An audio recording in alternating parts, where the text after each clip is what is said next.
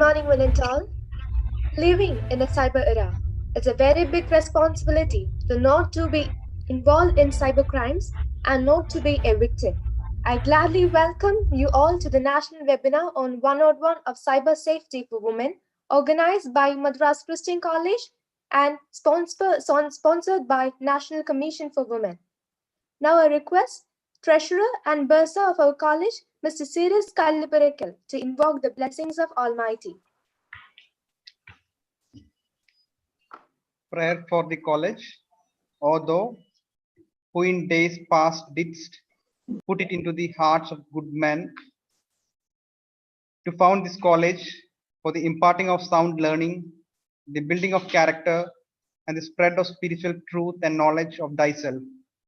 Bless our college and schools. May love, unity, and brotherhood be learned here. May industry, uprightness, and courage grow here. And from this place may there descend forth continually a stream of men and women who shall serve thee faithfully in thy world. Amen.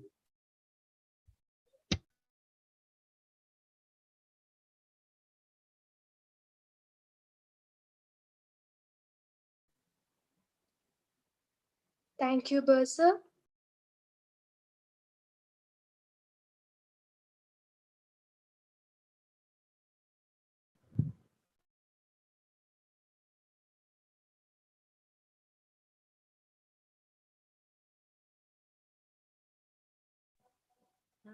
The HOD is having difficulties in joining in. We will just wait for a minute so that she can come and give us her welcome address. We will just wait for a minute, participants.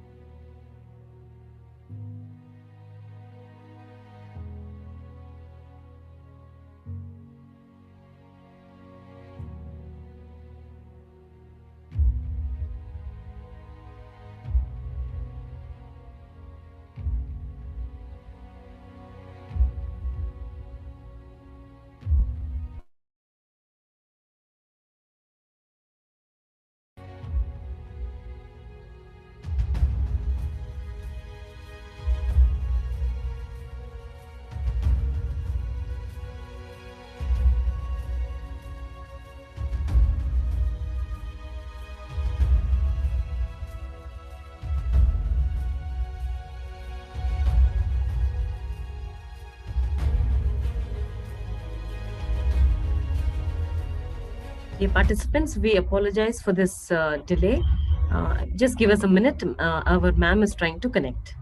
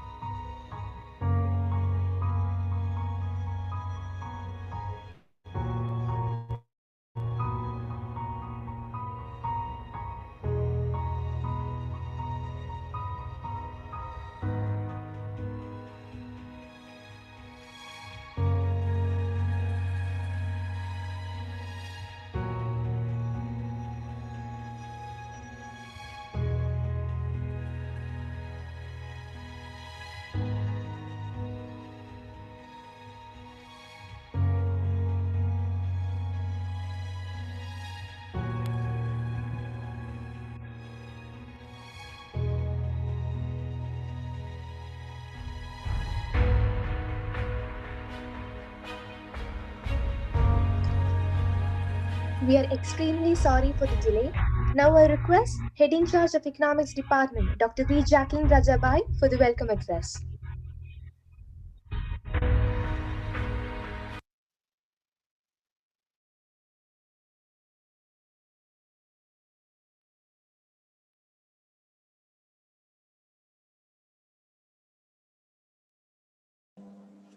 Hello? Hello? Yes, ma'am, we can hear Yeah, you. yeah. You can hear Shall you, I ma'am. start? Yeah. Yes, ma'am, please. We are waiting, please. Good morning to one and all. I'm extremely sorry there was some network issue. It's a very happy morning. Let us thank the Lord for giving us this day. It's a very important day in the for the Department of Economics, Madras Christian College. We are very happy. We all know the reason for which we are here. We have a national webinar, which is on the topic 101 of safety for women, which is organized by Madras Christian College and the National Commission for Women. I extend a very warm welcome to one and all here. Dear respected principal, Dr. Wilson, Adia Bursa, Mr. Cyrus, the distinguished speakers for the day, the I am able to see some of our seniors, our former HOD, Dr. Dureswamy, the other distinguished guests who are here, professors, our own faculty from the Department of Economics, the association members, particularly the very important, the organizing secretary, Dr. Shobana Karthikeyan, and our dear students. I extend a very warm welcome to one and all of you this morning. I think we need to give enough time for the speakers. So I'm not going to give a big speech here. My heart is filled with joy for this particular national webinar. I just want to say that particularly the organizing secretary, she's very talented and very swift also. Her hard work has given this fruitage. So I thank the organizers for giving her this opportunity for speaking in this webinar. So I extend a very, very warm welcome to one and all of you, and wish this program a real success. Thank you.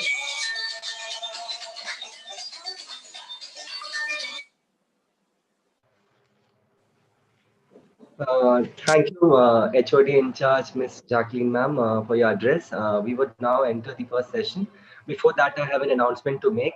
Uh, Principal might join us a bit later in the session.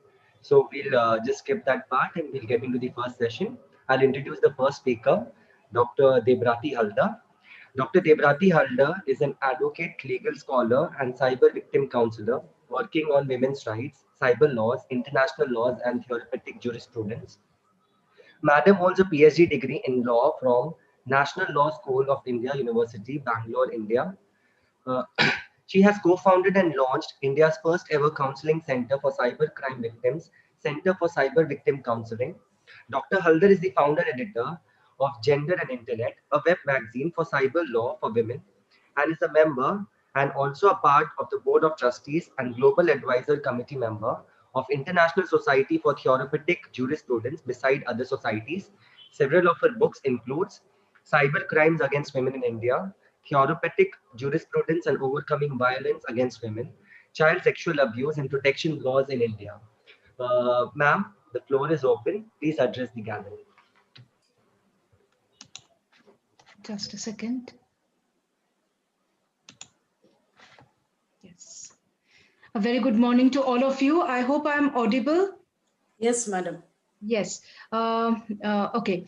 So since I do not have the PPT, may I request to please remove this particular introduction slide so that, you know, my focus would be only on the audience. Yes. Thank you so much. Okay. So we start the day. I mean, I thank the organizers to kindly accommodate me in the first, opening session, because I have some work to do in the post, 11 o'clock session. That's the reason that I requested, and thank you so much. And also, I congratulate all of you, because I know that, you know, from probably the second part of November, we are all coming back to our workplaces. Given this understanding, what I wanted to say is that during these past 6-7 months, we have basically seen a steep rise of cyber crimes against women. Now, even though my topic is basically a non-economic offense, I will be speaking about the patterns of the offenses and also the challenges of the victims, and also what are the challenges that are being faced by the lawmakers. Let me also make it very clear that even though I will be speaking about the non-economic offenses, it will be having some kind of, connection with the profit gaining understanding. So since I do understand that faculties, eminent faculties from the economic department, management department are also there. So I believe that you can basically relate to what I'm going to speak about. Okay, now just a second. Okay. Let me just adjust. Give me 2 minutes time. Yes. Okay. So let me start with this understanding that today morning, what did we get to see in the newspapers? I don't know how many of you are lucky enough, like me, that you can access the hard copy newspaper, because I made it a point that I'm going to read the newspaper, come what may. And the first thing that came in my mind and came in my, sight was that it's not about the US elections, but about so many other issues. Say, for example, a widow is being duped of her jewelry, or for example, a woman has been given triple talaq because she had some infection, or for example, whatever, like, a young woman has been, like, victimized on the cyberspace by her ex-boyfriend, or by her husband and what not. What is the pattern that, we would like to discuss about? Basically, you can divide the entire scenario of cyber victimization of women into three categories. Number one is that when it is text based, or when it is voice based. This is number one thing. What is the voice based? That means, for example, earlier to 1999 to 1995, we used to all have this kinds of harassments, disturbance over phone, and that was considered as something which is connected with email, eve teasing, or in some cases it would be also something like catcalling or something like that. But during that period, this kind of harassment will not be considered as a very heavy harassment, until and unless it used to become something over our head, that yes, somebody is going on calling me, somebody is going on calling my family members, and somebody is threatening that you have to come out, you have to do something, you have to we are going to make your life as a hell, and all these things. The same thing when much later, when Nirbhaya case came up, we did get to see that after much pushing the mechanism, etc., we did get to see that the same thing was considered as a mechanism, as an offense, which is considered as cyber stalking. Let me start with this particular understanding, that is the text-based harassment, or voice-based harassment. Way back in 2000, I started this understanding that if any person is being repeatedly harassed, and please remember, at that time the social media profiles were not social media companies were not booming. But at that time, since I had been working on this cybercrime victim counseling for a long time, I could understand that this, and also being from the legal fraternity, I could understand that this particular pattern of harassment, it is going to take a very devastating step, especially when the text based platforms will come over. Now, if you remember, I understand that some of you are here who are from my age group. And if you remember that when we were in college, way back in 1990s, and we were just coming out of the college, there were so many the letter harassments were there. Somebody will drop some letters in our letter boxes. Somebody will throw the paper balls, etc., in the college, and then somebody will write about our names on the blackboards, and not to forget about the writings of X plus Y on the walls, and that will be staying permanently. Now, if you can consider, these usually used to bring lots of shame, lots of embarrass to women. Now, phone messages, phone callings, and these kinds of public displaying of something which is considered as a forced emotion or forced relationship on the women and girls, that used to be there, and that is there, and that will be there. Now, what happens is that when it is now considering the second part, is that when it is coming to the text-based harassment, what we did get to see is that there are different platforms available for text-based harassment, coming from the understanding of cyber harassment, cyber stalking that I was talking about, that when somebody used to call repeatedly, and somebody would make a woman go mad over these calls, and can you please switch off the mic? Can you please switch off the mic? White કોથળીઓ છે. Okay, so with this understanding, I would also like to explain this, that way back in 1990s, 1980s, when these phone calls used to come, we probably did not have any mechanism to understand that from where these phones are coming and how to block them. Later, much later, in the millennium and post millennium, that means right now, we do have the opportunity to block these calls. Next, this is the entire consideration for cyber stalking. From cyber stalking, now I will move on to another type of offense, that is cyber bullying. Women, and also cyber bullying and cyber trolling. As I was discussing about the text-based harassment, you would get to see that stalking may also include repeatedly sending messages. And stalking may partly include, something which we in the legal terms called unauthorized access. How this unauthorized access basically influences stalking, and how cyberbullying or trolling also influences stalking. Consider that when a person's email ID has been unauthorizedly accessed. If you do not understand the term unauthorizedly accessed, probably you would know this scenario by its pet name, which is called as hacking. Now consider this email ID or email profile or even social media profile or website, etc., that has been unauthorizedly accessed, and entire data, including some sensitive personal data of the victim, has been accessed by the perpetrator. What happens is that the perpetrator will be getting to know that in what condition, or in what time, or at what situations the victim is going to block the perpetrator. So the mechanism for stopping that, stalker or the perpetrator becomes, something which is very much open for everybody. And one can pose like me, one can pose like the victim, can go ahead for, what you call false representation of the victim, stating that this particular person is like this.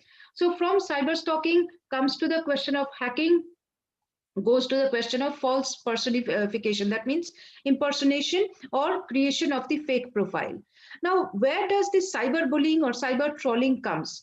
I have seen most of the women, women victims, they may become victims of, bullying and trolling right from the very young age. If you consider the school bullying systems, I mean, I know that in colleges and also in the schools, nowadays ragging has been considered as a prohibitory prohibited action amongst the students. But at the same time, I have seen that not many schools and colleges, they have created some documents, etc., whereby it has been stated that even bullying, including cyber bullying in the online classrooms, that is also a prohibited activity. What is bullying? When we are talking about this, bullying basically means using of very insulting, harsh words towards the victim. Now bullying can be gender based bullying also, and here when I mention about gender based bullying, we should not mention about the bullying targeted towards the trans women also. So women, trans women, girls, and in certain cases men also, all of us become victims of bullying. Now the perpetrators basically go ahead for bullying, go ahead for trolling. Trolling is a little bit different from bullying, specifically because they would not like somebody's statement, somebody's presence in the virtual space or in the physical space, and something which their presence basically irritates them. Their sharing of the knowledge, their opinions irritates them.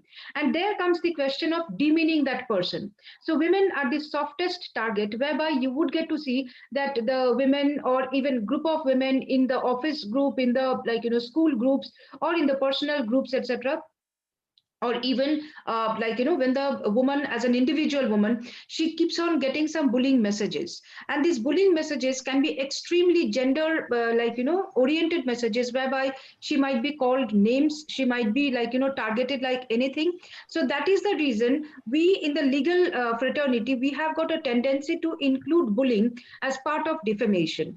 But what we must understand is that these two basically are different, because defamation also attracts some kinds of using of harsh language, insulting languages, etc. But cyberbullying is also different, because cyberbullying may go ahead for creating some kind of long lasting impact, probably everlasting impact on women and girls, and also on trans women.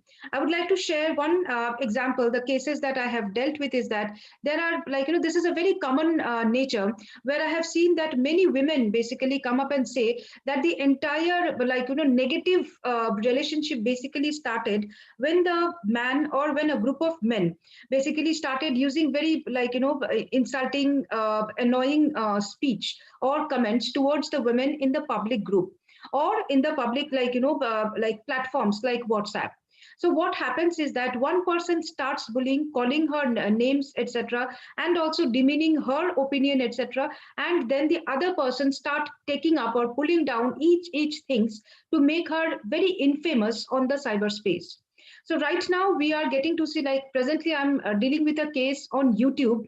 The YouTubers, especially the women YouTubers, they are creating contents and they are attracting lots of lots of what should I say, negative comments, etc., especially trolling.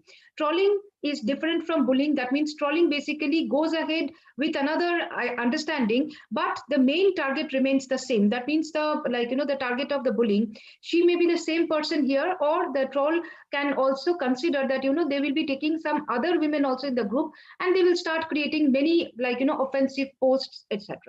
Now, unfortunately, we do not have any focused law like cyber stalking. We do not have any focused law on bullying and trolling. However, as I mentioned, that some other related laws like Section 499, 500 IPC, that are being used to look after bullying and trolling. Coming to this, how bullying and trolling, they are connected with cyber stalking, because most of the time we have got to see that the stalker or the perpetrator, they will be taking up this mechanism. That means that they will be sending very harsh comments, etc., to the women, to keep a monitoring thing on the women, so that the victims may not be having courage to go ahead for blocking this person or dare to go to the police station, because there would be already very strong what should I say, uh, indication that if you go out of my border, or out of my what should I say, that monitoring thing, I'm going to publish something which is going to be very detrimental for you.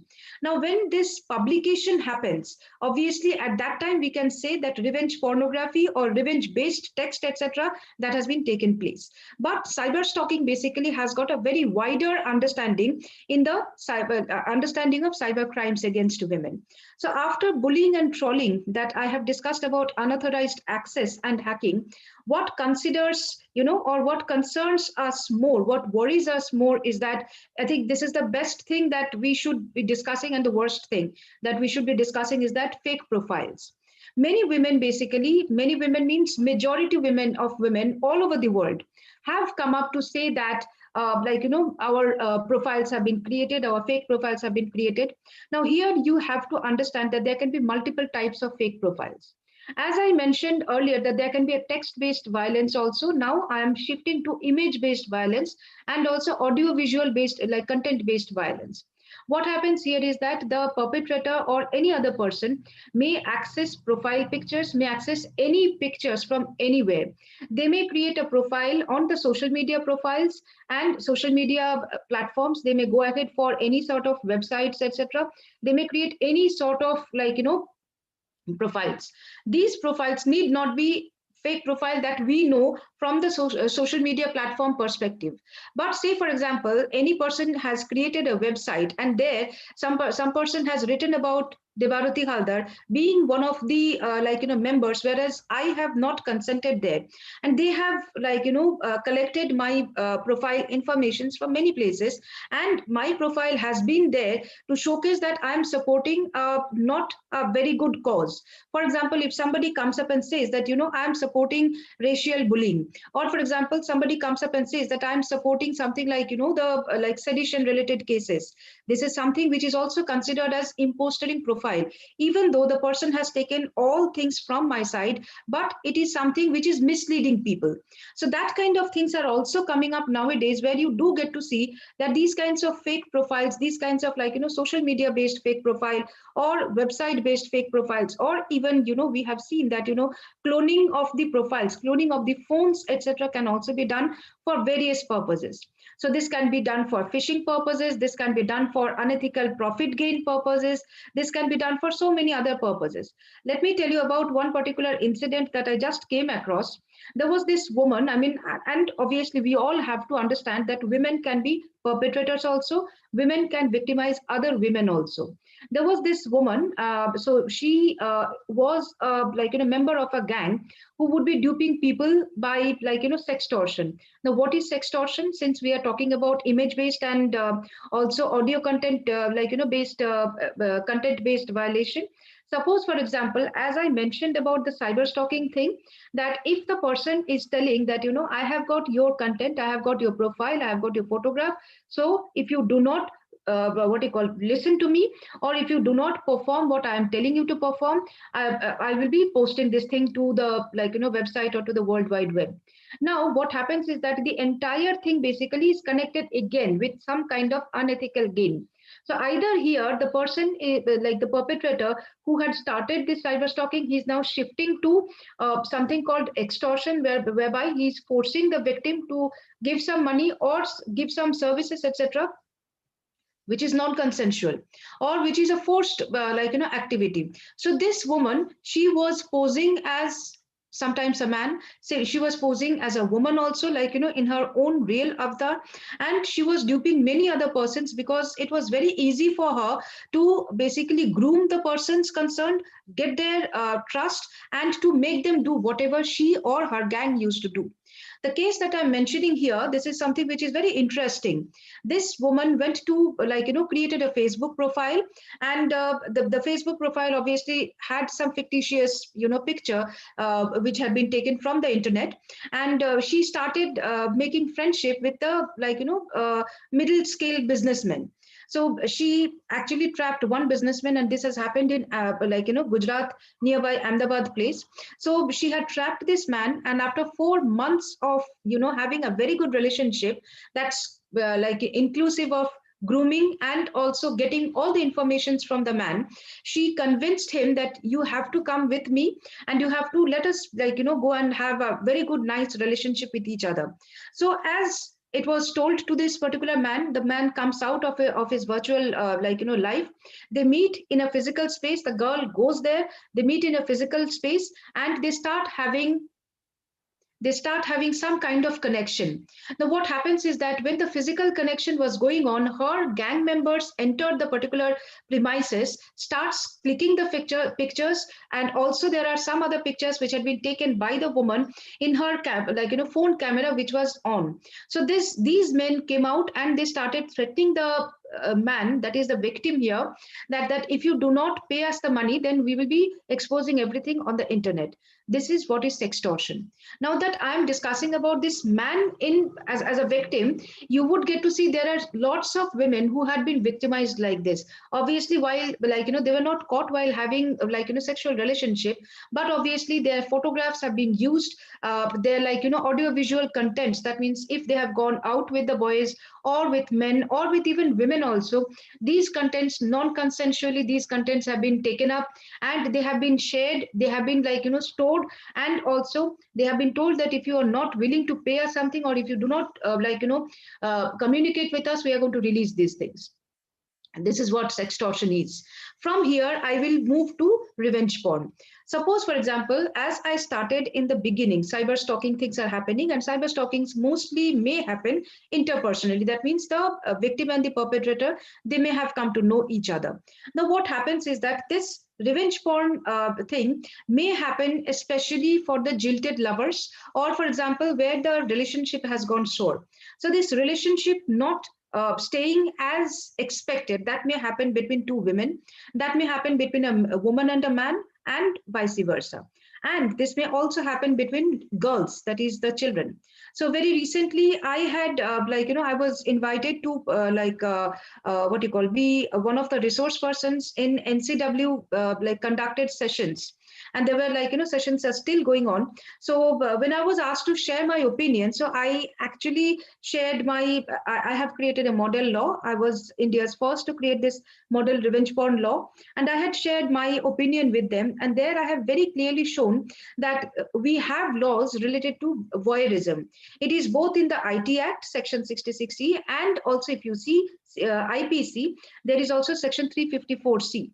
Now, this voyeurism, which is if you see from the IPC perspective, this basically says that a woman is always a victim. But when you see from the IT Act perspective, it says that a woman or a man can be victim and the perpetrator can be anybody. If you see from the IPC perspective, it always says that the woman is a victim and the man is the perpetrator. What happens in revenge porn? There is a intention to commit harm. Basically, the cause of intention is taking revenge, and this revenge porn that can be created either by creating a social media profile, fake profile or with the actual photograph that can be released on internet, that can be released on YouTube, etc. And in all such cases, the revenge, what you call the revenger, or for example, the perpetrator, he gets a sadistic pleasure by releasing everything because he knows that I may even get a bail. And if that bail, like, this thing can be a conditional bail also, he knows that I can be anonymous on the internet also. So what happens is that the victim may never be anonymous. The victim's, what should I say, the victim's digital footprint, the victim's actual profile, etc., that might be staying on the cyberspace, but the perpetrator may always be anonymous. So what can happen is that the perpetrator can go ahead and create some more, revenge taking, revenge porn contents or non-consensual images can be, like, coming up, and that particular content can basically, travel from one port to another. That means from one device to another, from one platform to another, and that's how the victimization of women basically increases. Apart from this, I know my colleague Vinny is also there to speak on economic offenses, but I cannot but must, share something that these contents basically, as I mentioned in the earliest, segment, these contents are now being used for gaining unethical profit. Suppose, for example, these are released on YouTube. I don't know how many of you have seen or enjoy funny wedding videos, and from there, this mashed videos or the mashed contents, etc., they may help the uploader to gain some revenue. So in such cases, we must see that we have to be very, very careful of not sharing something which is, like, not within our purview. And with that, we must also we must also go ahead for understanding that what are the reporting mechanism. Please do understand that there are three reporting mechanisms. One is that you can report the matter to the website. The websites are duty bound to take down these kinds of contents. Number two is that you can definitely go ahead for reporting the matter to the police, because the police, depending on the content, depending on the evidences that you are sharing, can also create an FIR, generate an FIR, and can take this matter to the courts. And at the same time, the courts can also order that you have to, like, the perpetrator may not be given the bail, and also they can ask the websites to take down the contents. And finally, as a private complaint, you can also go ahead with filing the complaint to the magistrate. If nothing happens, like, obviously we are there as NGOs, we are there to help you out, to guide you out. If nothing happens, directly go to the High Court to file writ petition, so that the concerned authorities, including the the websites and also the police, they can take some measure to take down all these things. Also, the entire thing goes to the judiciary also. We have been parts of training the police and also the judges, and we have also been parts as the resource persons, as the learners, trainees for Facebook, Instagram, Google, Twitter, etc. So with this, I always I always would like to share the awareness with all stakeholders, but please do not stop with sharing the awareness. Try to extend your hands to bring the cases to the proper reporting authorities. But at the same time, do not take any irrational coping methods. For example, do not try to glare, or do not try to try to expose the victim's condition right now, because victim needs confidentiality, victim needs privacy. So go to the proper reporting at the agency, and if you want to help the victims, go to take the victims to the proper reporting agencies.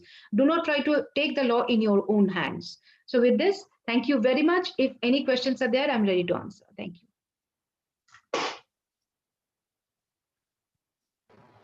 Thank you, ma'am, for your wonderful address. You really distinguished between trolling and cyberbullying and the impostering profiles that are made nowadays. All of these are very pertinent issues and really requires discussion. There are two questions for you, ma'am. First question is from Reshma. If a white hat hacker is following a specific person, say X, does it come under cyber stalking? Okay, you have to first understand what for that white hat hacker is following. Now, this comes broadly under cyber surveillance. First of all, you have to understand that whether that particular white hat hacker or ethical hacker, he or she has been authorized by the police to do it. Generally, cyber surveillance takes place only when there are some circumstances and there are some kind of blanket government order that yes, this particular person can go ahead for collecting the data. If that is the thing, then the data only for that particular situation may be collected. Otherwise, the other data that had been collected, if you see the information technology rules, other data which had been collected that may not be used for, shall not be used for any sort of case generating, and that should be destroyed. This is question point number one. And in this we have to consider giving up our privacy. Question number two, to the point that whether it will be included in the entire understanding of cyber stalking. The thing is that the answer is yes and no.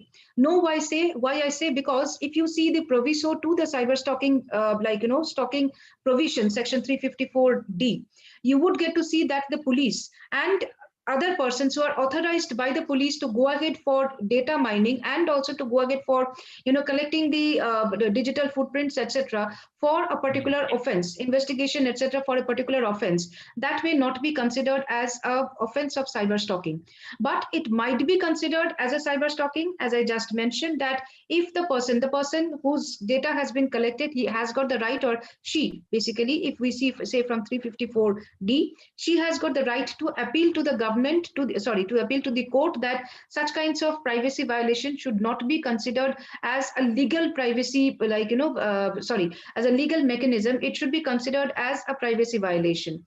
Now, depending on this, there are so many other understandings, so many other cyber jurisprudence things are also happening.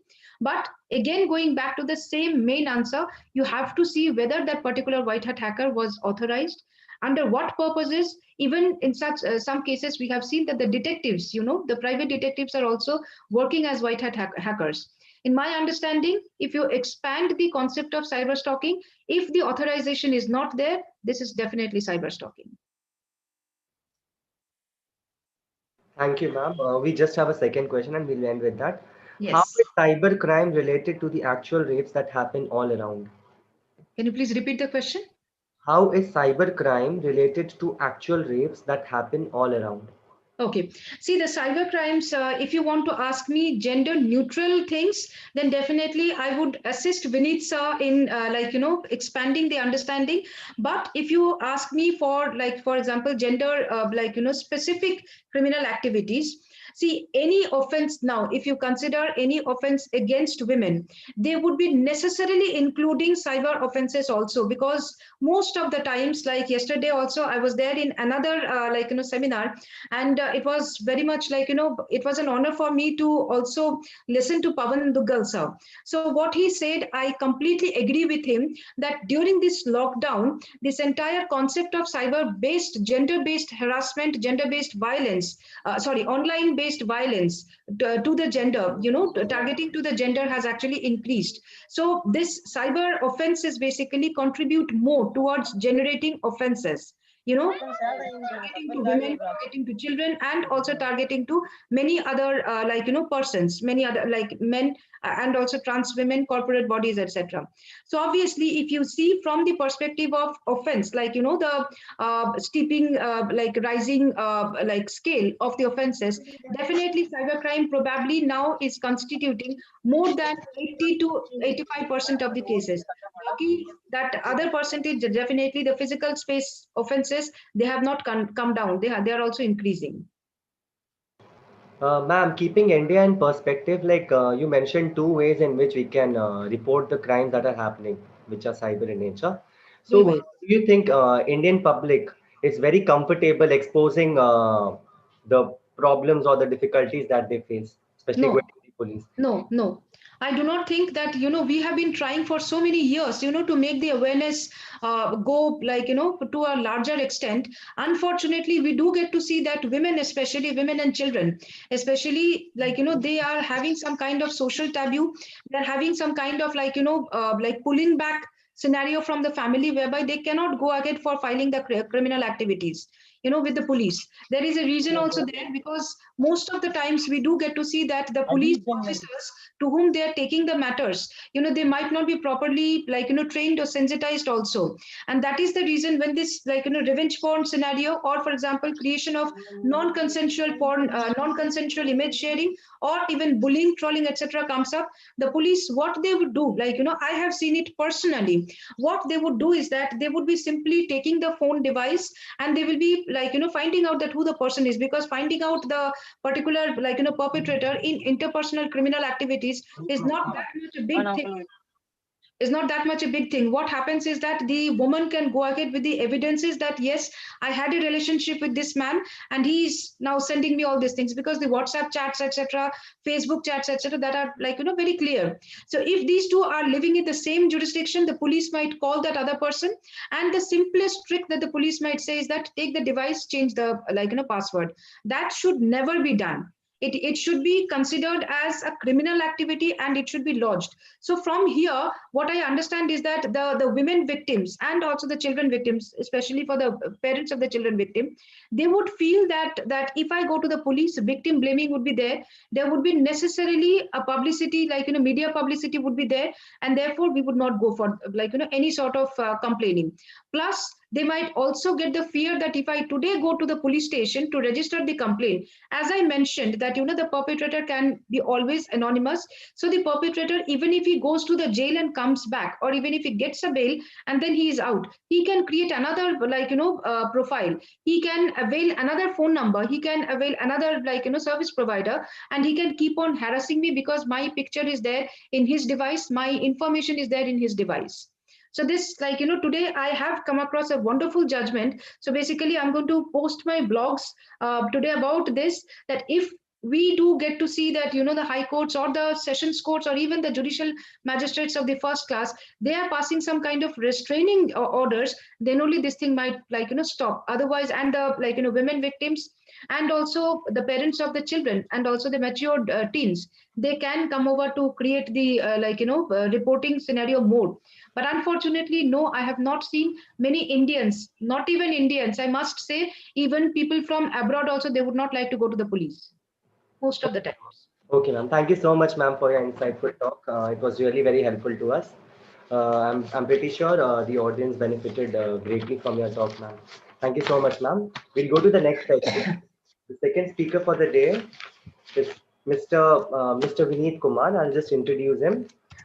Vineet Kumar is a lauded social entrepreneur and social activist with 18 years of extensive work experience in the field of cyberspace, cyber peace, cyber security, and internet governance. He is the founder and president of Cyber Peace Foundation and chairman of the National Anti-Hacking Group, NAG. He is the alumnus of Cranfield University, the United Kingdom, where he specialized in cyber defense and information assurance and has studied leadership at Cambridge University, UK. Vineet was also the Chief Technology Officer and head of the Cyber Defense and Research Center, Government of Jharkhand.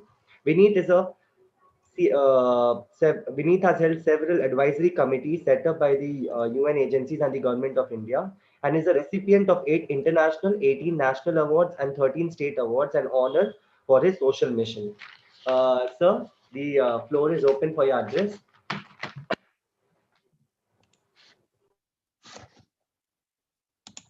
Thank you, and it's really a proud privilege for me to be here. And first of all, thanks to you as well for the very, very long introduction.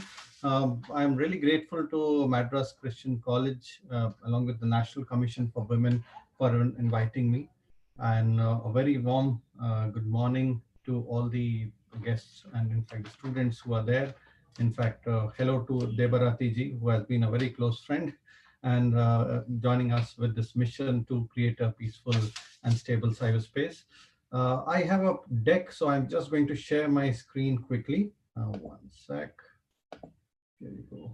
I cannot actually share my presentation, so could you please, it says host disabled participant screen sharing. Could you please give me the rights? If you can quickly email it to us, one of us will do it for you. Will that be okay? No, oh, okay, great. It's working, great. So here it is. Yes, so I'm going to talk about economic offenses against women. And some of the issues that we saw on the ground, we ran a project with the National Commission. We are still running, in fact, The project is called Digital Shakti Project, where we are training around 150,000 women on online safety, digital citizenship, and cybersecurity. The idea is to make women aware as well as bring more women into the cybersecurity arena. So quickly, this is Cyber Peace Foundation. We were the first NGO working on the concept of cyber peace. Started back in 2003, formally registered in 13, and we have people from all walks of life, from police to defense to academia, civil society. So it's kind of a mix, lot of people who have come together for the mission to achieve a peaceful cyberspace. We are into policy advocacy, inclusion, again, outreach, where we do awareness programs like this, which is happening today. We do legal awareness, we do gender sensitization workshop, we do law enforcement capacity building workshop. Along with that, since we are a complete research-driven organization, we have a very important wing, which is innovation and research, where we set up centers of excellence within universities, academia, to actually give a kind of environment to the students to research on cybersecurity and also bring forward there and support their innovations. So briefly, this is what we do, aligning ourselves to the SDGs. We do conduct hackathons, workshops. We have a concept of the volunteers, where we have volunteers from, as of now, 28 countries, almost every state in India. We have volunteers in Tamil Nadu as well, who have been engaged in the mission to promote a peaceful cyberspace. So that was just a brief introduction about Cyber Peace, the organization where I come from. And now coming to the subject. So Debarati ji had already highlighted about the different kinds of crimes that are happening. And I must say, you must have seen the National Crime Records Bureau data, which I would say is just the tip of the iceberg. Our, experience of going on the ground, when we interacted with people on the ground, what we actually found out, and this is especially young girls and women, what we found out that majority of them don't report. There are social stigma attached to it. There are cases where they feel they don't wish that the society should know about the case and not comfortable enough to go to the law enforcement agencies, thinking that the case would be leaked to the general people. So keeping all this in mind, majority of the cases are unreported. And I will not say a particular area, a particular state, but this is all across India, where the cases, majority of the cases are unreported. However, now because of the National Cybercrime Portal that has come up, I'll share about the portal where you can go and report the cases. The cases are going up, and a quick action is also being taken by the government agencies here. So why are women targeted? And though Debarati ji has already highlighted, I'll quickly touch upon, it's basically the gender inequality in India. In majority of cases, offenders are known to the victim and the reporting becomes tricky. So like I mentioned, social stigma, this is one of the cases where sometimes a majority of the times, I would say, the offenders are known to the victim. And that way there's a societal pressure also on reporting. There's no or minimal reporting due to fear of being ostracized by the society, little or no hope of being helped. Authorities often harass, lack of digital literacy and online safety tips and tools. Basic cyber hygiene is missing in the society, which I see is a major problem as of now, though again, a lot of steps are being taken by the central government and the state governments to spread awareness, and seminars like this will definitely play a very important role in spreading the awareness. Lack of awareness of laws and redressal process. People unknowingly commit crimes. They are unaware that they have committed a crime. In some cases, we have encountered that people did that. For example, though it's not actually economic offense, but in some cases, for example, people tag without a permission. You tag your friends without a permission. So if you go as to the law, tagging without permission is also considered as a cyber crime, and you can be penalized for that. Coming back to the subject again, how are women targeted? Talking about just the economic offenses is via the job frauds, via the matrimonial frauds, wishing scams, skimming scams, SIM swap frauds. So I'm going to explain them detail, but phishing scams are again something like you'll get a request. It would look like the request is coming from an official bank, but it will be like a fake website. That link will be shared to you, and it will tempt you to click on the particular link. And the moment you click on the link, you lose money. And it's not just losing money. The problem is much more. What we have found out again in a research, and there's something called a stock aware also. You can Google about stock aware and how it function and what kind of crimes are being conducted through stock aware. So what we found out that the moment you click on a link, on a phishing link or any kind of link that you get on the social media, claiming to be legitimate, but it is not. It also lands you up into several other things. Financial fraud is one, but the same application or the link can get access to your mobile phone, can get access to your computer, can silently switch on the camera, can silently switch on the microphone and record conversations.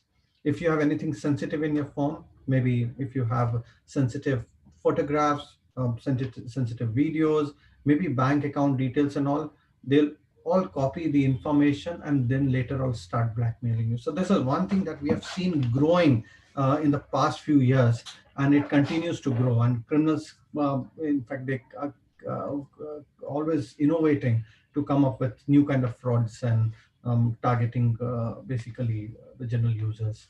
So these are one. In fact, job frauds, again, names of reputed companies are taken. Offers made are usually too good to be true. So it will they'll give you something like a package view which you also didn't expect that you'll get that kind of a package. So these offers are basically too good to be true. Caller asks for the bank details for just verifying whether you are interested in that particular job. They'll say that you need to deposit a X amount just to confirm your seat. And the moment you deposit that amount, the money is taken and you never get that job. So sometimes they may even ask you to make payments for securing the job, which I've already mentioned. So some case studies, it's all taken from Google. You can maybe check. In fact, every other day, these kinds of frauds are happening and targeting basically victims through job frauds. So what you need to remember, I'm also going to give security tips side by side so that it's not towards the end, but immediately after the case, is always check job openings on official website. If you get a job opening link on WhatsApp, on Telegram, on any of the OTT platforms, or maybe websites or email, don't click on the link.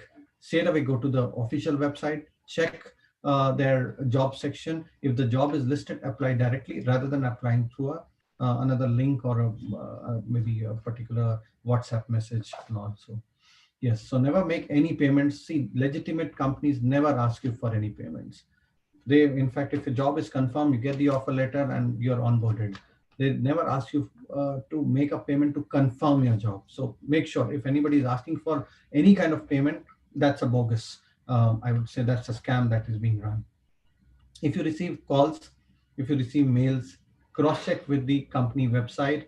In fact, every company has a toll-free number. They have basically the official numbers where you can reach out to their HR team and check whether that kind of job exists or not. Next, coming up to the matrimonial and romance scams. So this is something that almost, I would say in a week, we come across 3 to 4 cases across India, because this is, I would say, a very common scam that is being run. So what happens here is criminal builds a relationship with an unsuspecting victim. Usually, they present a very decent lifestyle, a very good profile pic, a very good lifestyle, standing beside a BMW or an Audi, a very good car, just to tempt that victim.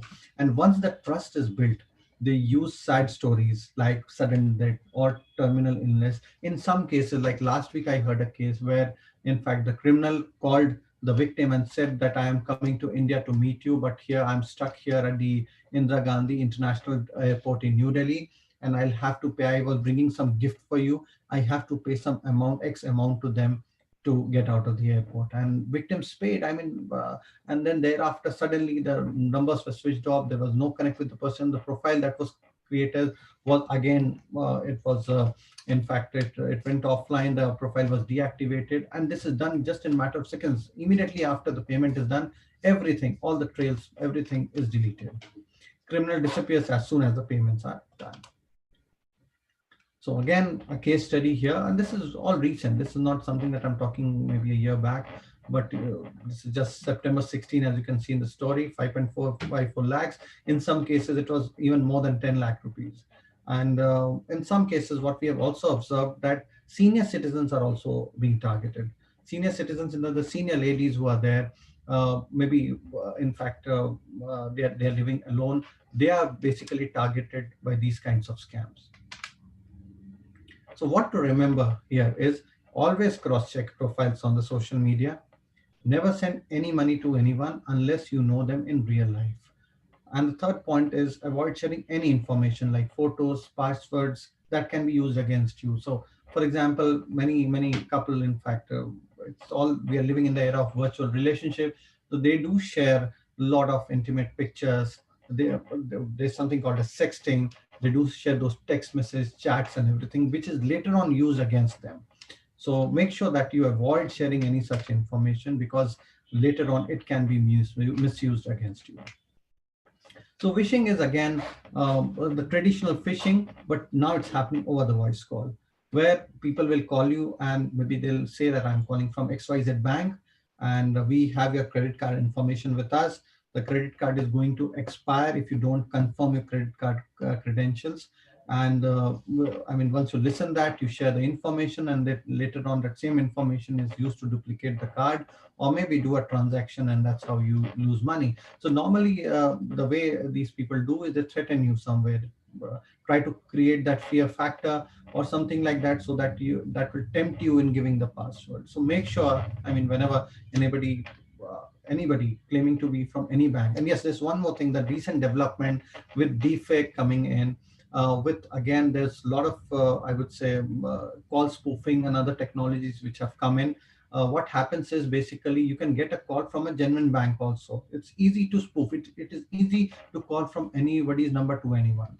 Like I can clone your number and I can call from your number to the other chap. And maybe now with the deepfake coming in a similar voice also. So that way, if you know the branch manager, if you know the branch which is closer to you where you have the bank account, that official number is listed on the website. All that scammer needs to do is just copy that number, insert in the software application, and then call you. The moment you get the caller on your caller ID, it will say XYZ bank. So be very careful. Never share any information on the call, on the email, on the SMS, on WhatsApp. Whether if you want to share information, just go walk to the nearest branch, share the information to the manager rather than sharing on these meter, which is considered insecure as of now. Debit card expiry, I've already mentioned the case. Account closure, they'll say that you have an account in say LIC or any of these maybe insurance companies, and the account will be closed if you don't pay that X amount.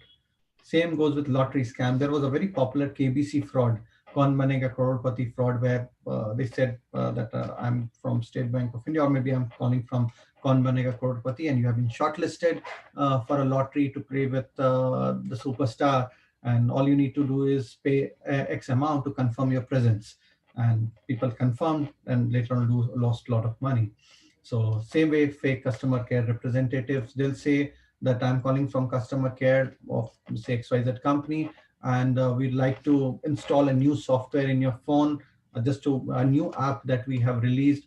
And in that case, they'll ask you to install a particular application. The moment you install that application, again, the entire smartphone access or the computer access can be given to the criminal remotely, and the criminal can misuse all that information that you have in your computer. Again, a case study here, when a woman ordered a burger and ends up losing 21,000 rupees in a cyber fraud in Noida. That is very recent, just a week back. So what you need to remember here is always complete KYC by visiting authorized centers or using official websites. Official websites, it's not something like I mentioned earlier also, don't click on the link directly, but you go, for example, if you have an account in SBI, you go to the website onlinesbi.com, you enter the official website, and then only there you can enter the information, or else you walk to the nearest branch and submit the documents. But otherwise, if you feel, I mean, what can anybody do if somebody has access to my name and maybe my address? I mean, nothing can go wrong with me, then you are wrong. Just your name and address can be used against you. People can create duplicate accounts in your name. In fact, register that account in XYZ location, get fraud related money into your account, into Hawala related money into your account, and then later on, police will land up to your home asking for more information. So be extremely careful if you go to maybe a recharge shop or to get a phone recharged. There also, in fact, if you are leaving your phone number, your name, or any such information on the register, that information can also be misused. So these are some quick tips from my side. Never share any personal or confidential details with anyone. Make it as a standard habit that you're not going to leave any information. Plus, when you are facing some issues with your phone, go to an authorized service shop only. For example, if you have Apple phone, go to the Apple service center rather than going to a XYZ service center where you don't know how your data is being used. If you're deleting the information, for example, if you have bank account information in your phone, you're deleting that information from your phone. Deleting doesn't delete all the information.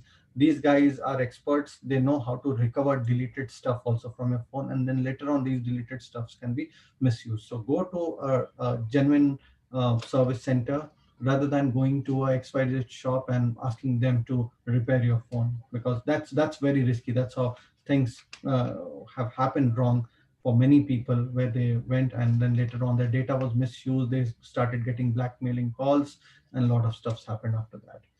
To find customer care details, search for support within the app platform or visit the official website. So what you need to remember is, if you didn't participate in a lottery, it is unlikely that you won. So it doesn't happen that government of India randomly picks you up for a lottery and then, sorry, yeah. So it doesn't happen if that anybody picks you up for the lottery likely. So so it is unlikely that you won in that particular lottery. All information related to your bank account and ATM cards will be shared on your registered email ID mobile from the bank's official email. Fake lottery letters are created easily. Nothing comes for free. There are no free lunches. Simple mantra if you want to keep yourself away from financial fraud is, I mean, nothing comes for free. There are no free lunches. Beware of such scams. Now coming in again, skimming again is very common way to again dupe money, and again a lot of women are getting targeted through these skimmers and different devices that the criminals use. So, card cloned using skimmers. I think there is some noise in the background. Mute. Card cloned using skimmers, card writers, and bank cards. Cloned cards used to steal money from accounts. I've already mentioned this was a video. Let me see if I can play Tickets can this. buy online called Skimmer. A waiter, cab driver, or anyone else who has your credit or debit card just skims it right through here, like this. It only takes an instant. You get the card back, it's safe in your wallet, you think nothing of it. Next, those numbers are downloaded from the skimmer onto a computer. Watch this. There's my credit card number. Notice other information from the stripe on the back of the card is also in here. There's my name, there's my expiration date, everything a crook needs in order to order concert tickets over the phone or buy a laptop computer. Thieves can buy online, called a skimmer. So that's one. This is the other video.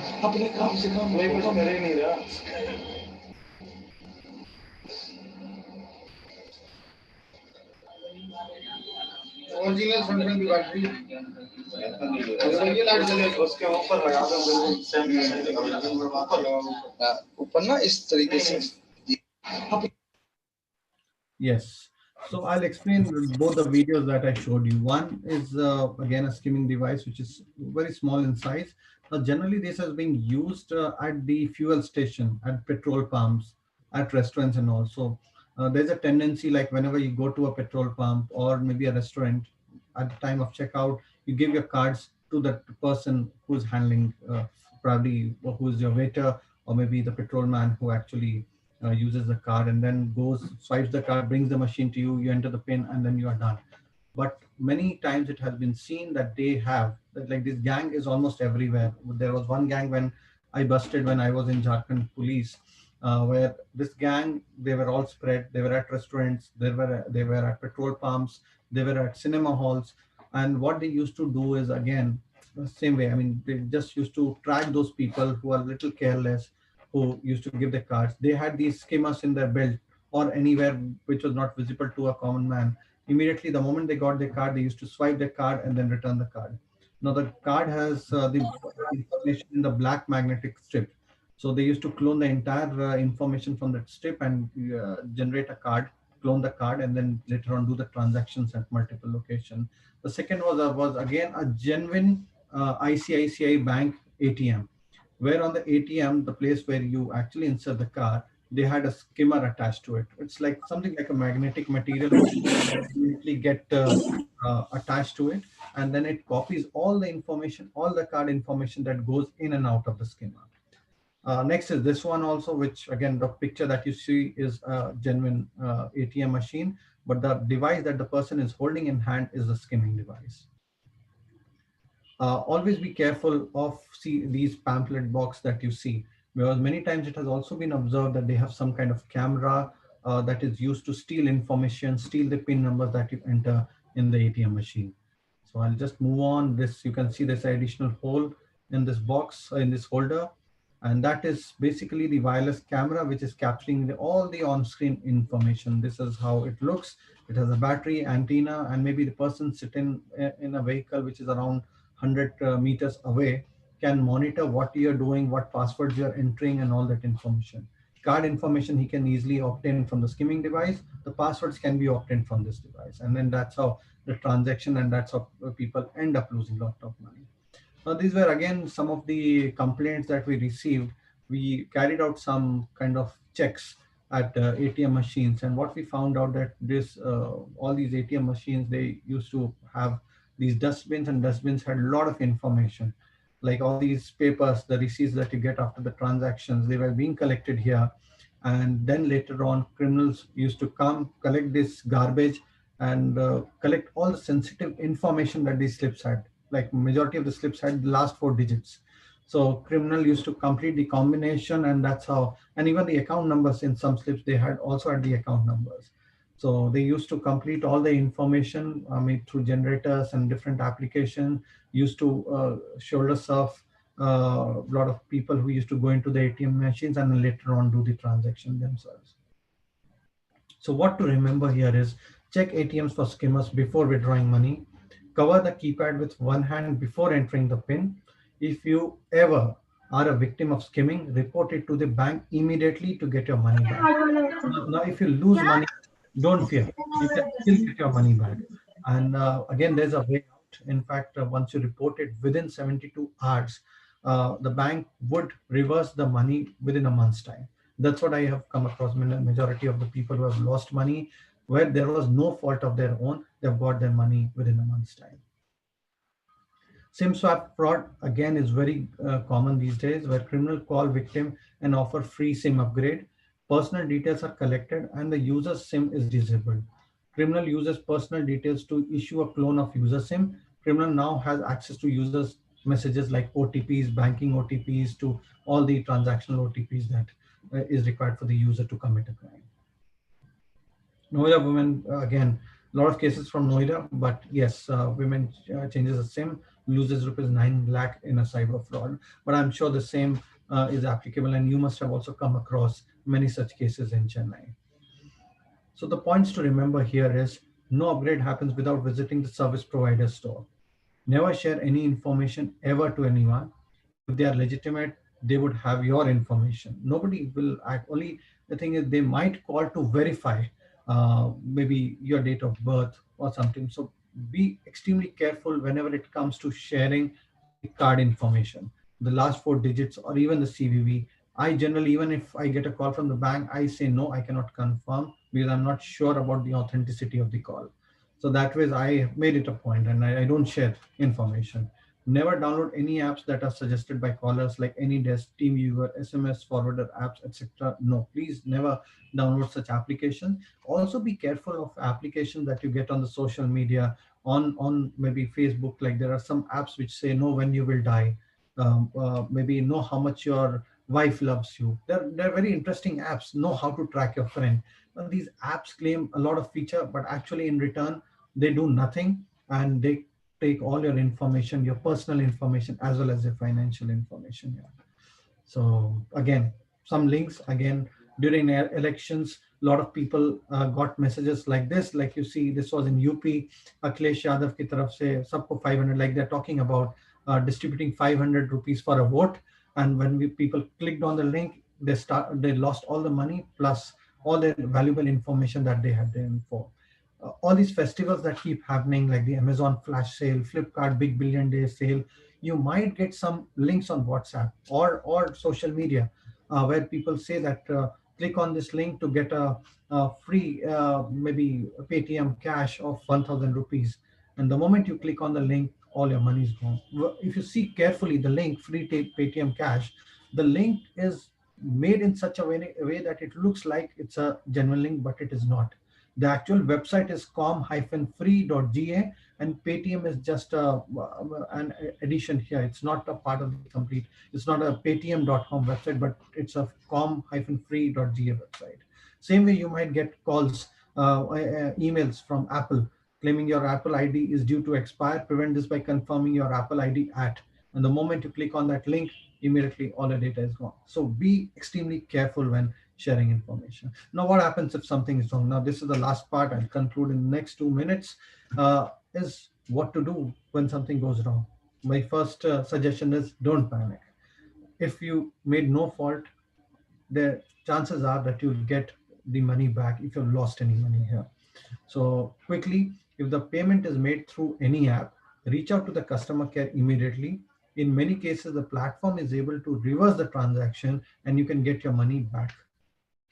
Please pardon the typo. Companies like Paytm and Google Pay are very proactive and supportive in such cases. They have nodal officers. So just in case if you lose money, immediately go to the app. Take a screenshot also. When you report, take a screenshot in your defense that you have reported. Have some kind of evidence when you're reporting it so that, I mean, just in case if the case is being investigated, you will have ample proofs to show that you have actually reported on time, and these are the evidences that are attached.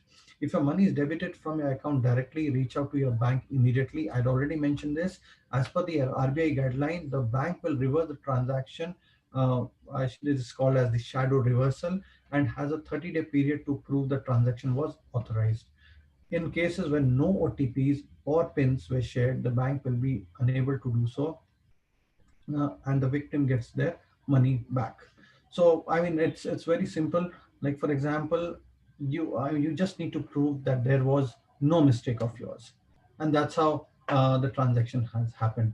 And if there is any mistake, for example, if you gave certain information to the criminals, like your card number, your CVV, your expiry, then that's the case where banks say no, bank is not liable because you gave the information. We have been constantly telling you not to share any information like a card number, but you still gave your information. So that is the case where you won't get anything. Now next is again going to the local police station. Now every state has a state cyber cell. Now every district has a district cyber police station also. So go to the nearest cyber police station, or just in case if you don't have a cyber PS, go to a local police station under whose jurisdiction you fall. File a complaint at a local police. Depending on the nature of the offense, the police may register a FIR. If the FIR is registered, you are entitled to a copy of the document, and you will need to sign it after verifying its content. So this is extremely important here, in fact, because you are entitled to a copy of the document. Do remember to take a copy, and you'll need to sign it after verifying its content. The last place where you can report is the National Cybercrime Reporting Portal. The website is cybercrime.gov.in, and on the website itself, you can see that there is a section. In fact, there are two sections. One is report women child related crime, and the other one is report other crime. So basically any kind of crime, cyber crime, can be reported on the portal. So feel free, go on the website, report a case, and then thereafter, in fact, you'll get a case reference number, and they'll update you on the progress of the case. Now, one thing to notice is there are certain cases where basically somebody who's a victim, but you don't want your name to be there. You can still do anonymous reporting on the website. So these features are available, and you can make use of this feature anytime. Other than this, in fact, we have a lot of videos at Cyber Peace Foundation. Cyber Peace Foundation has a YouTube channel. You can just log in, maybe just search Cyber Peace Foundation on YouTube, and you can see all these videos like skimming, Paytm, how to know whether your smartphone has. There are a lot of how-tos videos where you can check. You can, in fact, get the advisories from our experts also. Plus, there is a helpline that we have, which I'll share during the end. So just in case you're unable to get help from any of the places where I just shared, you can also reach out to us. In fact, our helpline is very simple, easy to remember number. Email is helpline@cyberpeace.net. And for any kind of awareness material, videos, tips, tricks, it's all there on the website on cyberpeacecore.in, or on our social media handle, which is @cyberpeacecore. You can reach out. You can even volunteer for Cyber Peace Foundation. So all the information is given on the website as well as social media. And that's what, with this, I'd like to end and open to questions if you have any. Thank you so much for a patient hearing. Thank you so much, sir, for your insightful talk. It was an eye-opener for a lot of us, the advices and instructions that you gave us. It's it's definitely proving that prevention is better than cure. So we can prevent ourselves and not get into traps that are available when we go digital. Uh, so due to time constraints, we are just skipping on with the question answer session. From here on, Priyanshu will take form.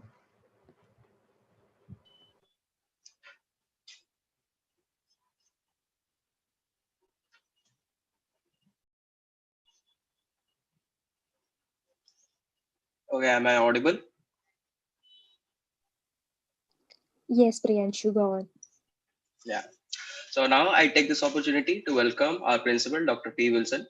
Dr. P. Wilson, BSc in Chemistry from APA College of Arts and Sciences, MSc from Loyola College, B.Ed from Western College of Education, PhD from IIT Chennai on topic Physiochemical Investigation and Supported Chromic Catalysts. Then postdoctoral fellow from Ben Gurion University of Negev, Israel. He has held the post of lecturer, assistant professor, associate professor, and head of the department for the Department of Chemistry from 2003 to 2019.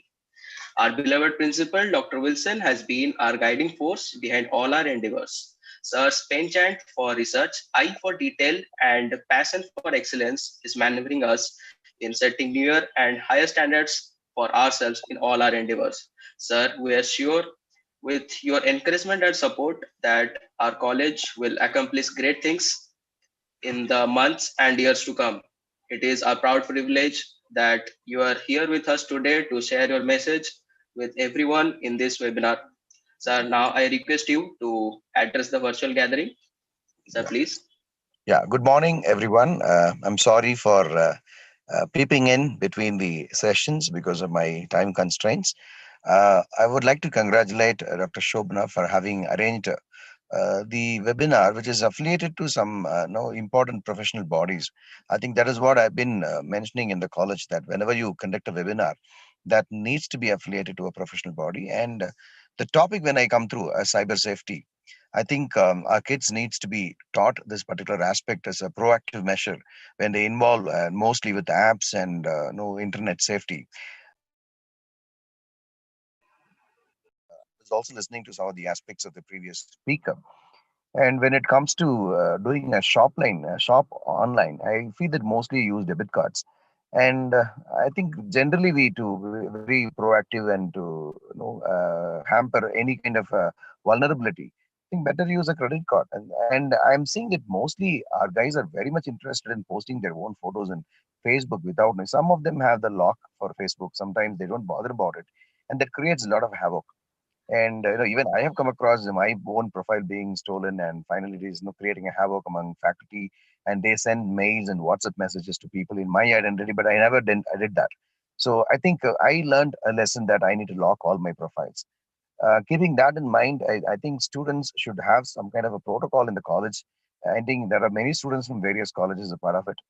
And when you work with the internet, please look for the lock symbol near the URL. I think that normally we don't bother about it, whether it's a foolproof website or not.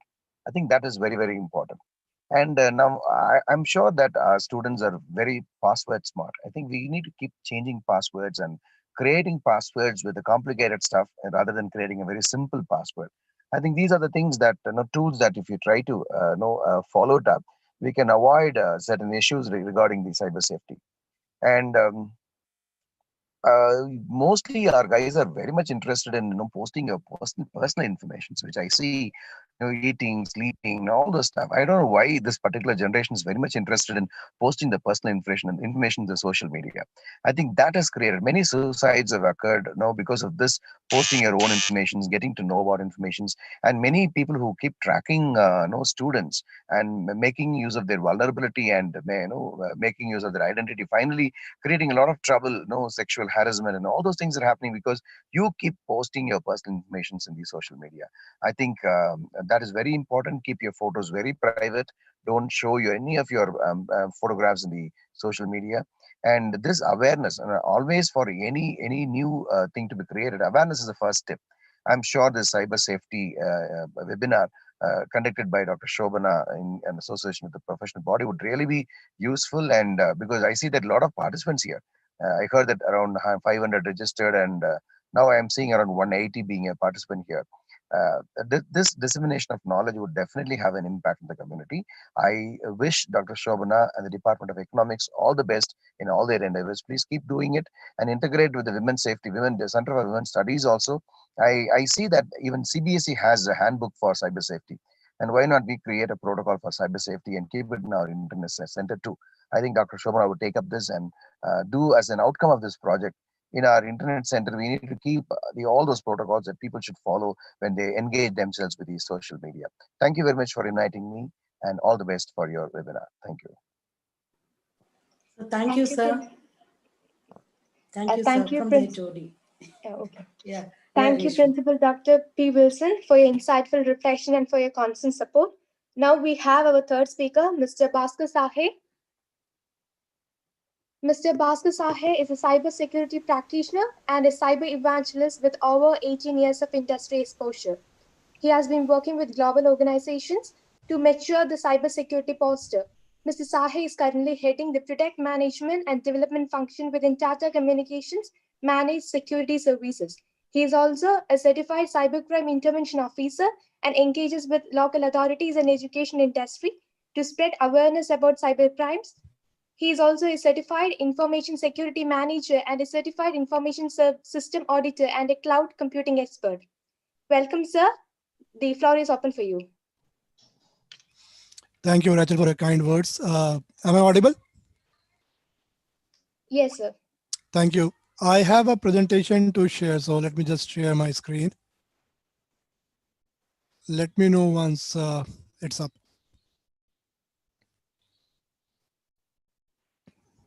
We can see you, sir. Your screen. Thank you. All right. Okay. First of all, I want to thank the Madras Christian College here, along with the distinguished panel. It's been a privilege to hear from Dr. Devrati and Vineet Kumar. I've been following them in different media and social forums. And the topic that, was given to me was social engineering. It's a very interesting topic. The speakers before me have spoken about it and covered a lot of content that I intend to share. But I'll go ahead and share what I prepared. Hopefully, group. Do let me know if you want to stop me anywhere and ask any information regarding this. I'll be very happy to take any questions. So starting with, right, what is social engineering? And a lot of us discussed about this. The principal, Dr. Wilson, spoke about, kids sharing a lot of information on the website. Now, if you look at social engineering, right, and for a moment, let's just try to decouple online social engineering with the social engineering that has been there erstwhile, right? If you look at the psychology behind this entire phenomena, it's nothing but a manipulation of the user or the human behavior, and it's all about tricking humans to share away or part away with information which could be valuable to the conster. And the idea there is to, it's been there for a long time. It's not something that is new. But in the context of cyber social engineering, what it basically is getting down to is the same tips and tricks that were valid in the physical world are applicable even in the online world or even the cyber world. In fact, a truly committed, social engineer whether he is be operating in a physical world or a cyber world, is better equipped to an actor or an actress, right? Rather than being a computer nerd, right? And what they rely upon is their experience on reading a lot of books about body language, voice control, voice modulation, understanding the group dynamics, personality traits, and stuff of that nature. That truly, details about the information about how to basically approach, build a relationship, exploit a relationship, and those kind of things. It's very close to bluffing and getting trust and deception, and then using what is important for that particular user. So, nutshell, the way we are very vigilant in our physical lives, the way we carry ourselves out there, right? Whether we are walking in the park or going around in a mall or any other shopping area, I think that kind of time that today we all are spending on the cyberspace, and more to do in these times wherein a lot of time is being spent in front of our computers. It's very important that we understand these aspects of social engineering or cyber social engineering, right? So with that, and social engineering could just be a start, right? And a lot of, and the speakers before me spoke about it.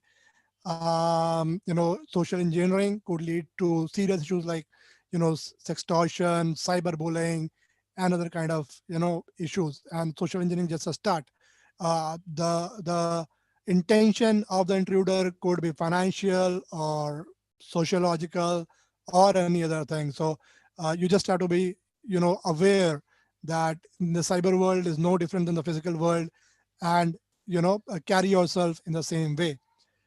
Now let's look at what could be a typical life cycle of an attack, right? And this particular cycle will illustrate partly. So it starts with investigation. What it means is that the hacker or the intruder will try to prepare some ground. He or she will try to identify the victims, do some background research and study about those victims, do some profiling, right? Look at what is in our interest to compromise that particular victim, and then select attack methods. There could be different attack methods that are available today. And this is where most of the time is spent because this is the design phase of the attack. And as you know, in any kind of architecture, whether it's be constructing a building or anything else, design is very important. So this is where a lot of time is spent in identifying the victim and defining what kind of attack vector would be most fruitful or most prolific to gain what the intruder wants. Then is the hookup, and this is where the deceiving the victim part comes in. So what happens in this stage is the attack is actually launched, okay, and the victim is engaged. It could be in different format. It could be through an email communication, through a phone exchange, either through voice or text. It could even start with something, a physical contact.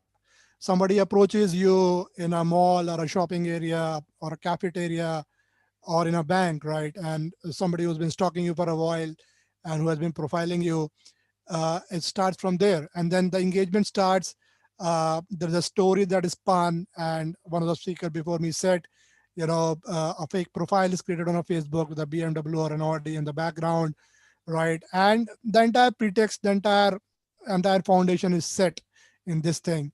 And slowly but steadily, the intent of this phase is to gather the confidence or to gain trust of the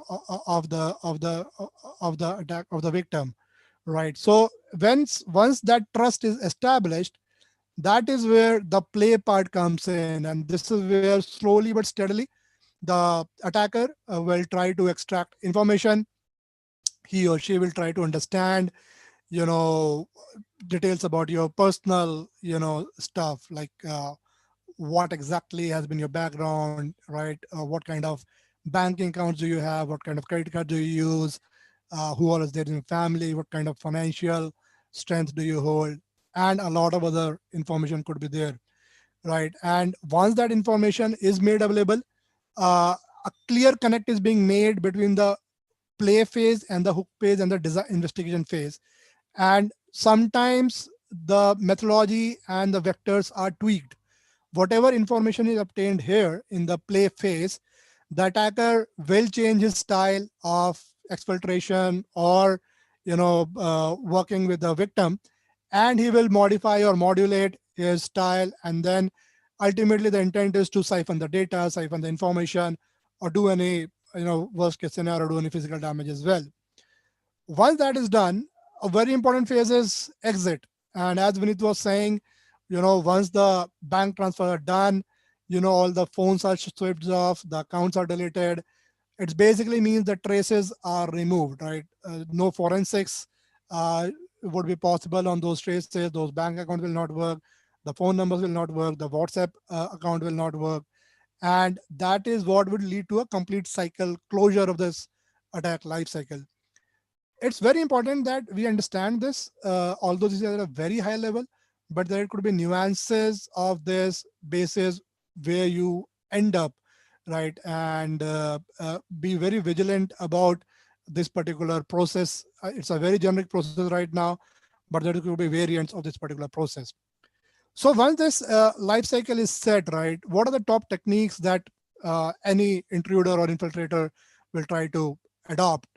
Phishing, it remains the number one attack vector, wherein an innocuous looking email or a text message is sent with with creating a sense of curiosity, and then the intent is to prod the victim to reveal sensitive information by clicking on certain website or opening an attachment, right? And there could be a sense of urgency, for example, during times of filing income tax return, and we have all got those returns, right? That click on this link so that your refund for the last year could be credited. Or we are all aware about the Nigerian bank scam that this offer is expiring today, right? Click on this link to get what a particular inheritor has left for you. So that's phishing. And a very advanced form of phishing is spear phishing. And what is spear phishing? It's nothing but a very sophisticated form of attack wherein the attacker spends a lot of time during the design phase, during the planning phase, and he really profiles the user very well. It's a very targeted version of phishing scam that happens, and a lot of people, a lot of high profile people fall prey to that kind of attack. And I'll just give you one example, and you can read more about it. It's available as a public information. Sometime in the month of June, I think, last year, the then Chief Justice of India, Mr. R.M. Lodha, he... Hello, is there a question? Okay, I'll carry on. So I was quoting this instance from last year. This is in June. So the Chief Justice of India, Mr. R.M. Lodha, received an email from his friend, Justice B.P. Singh, and this was an email that came in odd hours of the day. And the request of the email from Justice Singh was to transfer, 1 lakh rupee for treatment of one of his, relative. Mr. Lodha happens to be a very close friend of Justice Singh. He tried to contact him over phone, but it was orders. Justice Singh was not reachable. And Mr. Lodha ended up, transferring 1 lakh rupees in 2 transactions. And guess what? This was a spear phishing attack. It was meant to, attack or infiltrate money. And it was also meant for causing other kind of damages, right? Finally, the accused was arrested from Udaipur by the Delhi police, but this is a real case. And you can, read more about it in the public forum. It's available over there. If you're following OTT platform like Netflix, you might have gone through this web series called Jamtara. It's a very popular series, and if you have not, I would recommend you to go through it. It's about a series of con men who operate from a small town, right, called Jamtara, and all they do is call people across India saying that, so and so, your number has been shortlisted or your account has been shortlisted for an award. If you can click on this link or let us know your CVV number, you'll be entitled for a free vacation in Goa or whatever X lakhs of rupees, right? So this is called phishing attack, which is similar to phishing, but then the voice is used as a technique. And it's a very common form of attack. There's a lot of information, a lot of awareness being spread by RBI and the banks to not disclose your CVV numbers, your account numbers. A lot of communications would come to you, but it's very important that you know this. This is a very prominent kind of attack. It can cause financial damages, but if you take action, those steps can be reversed as well. The next kind of attack technique could be baiting, wherein a psychological manipulation is used to trick the user, and basically this the greed of the human being is used as a bait here. And to give you an example, the attacker might leave a USB drive right in a common area like a lift or a entrance or a cafeteria, and it might say something like uh, payslip details of the employee, for example, right? And obviously you'll be very interested to see what is the payslip of your colleague. Somebody might be interested. The moment you plug that device into a system, a form of malware gets installed, and it starts doing bad things to your network. It starts doing reconnaissance. It starts reading your files. It starts sending that data to a command and control server lying somewhere. So that's another form of attack. That's another technique of attack, which is called baiting. Scareware is a technique wherein the victim is bombarded with a false alarm, right? And it's also used as a deception or a rogue scanner or software. You might be seeing some kind of pop-ups when you browse a news site or any site saying your laptop is infected. Please click on this button to run our antivirus scan, right? So that's kind of a scareware, right? And these kind of scareware could actually lead to ransomware, which is again very popular these days. What does the ransomware means? That if you install a particular malware, your files and folder could get encrypted, right? And the attacker can take a control of your entire system, and then he might demand a ransom from you, right? That you pay me in this bitcoins or transfer this money to so and so account for your laptop data to be decrypted for you to read, right? So those are the kind of attacks that are very prominent that's happening here.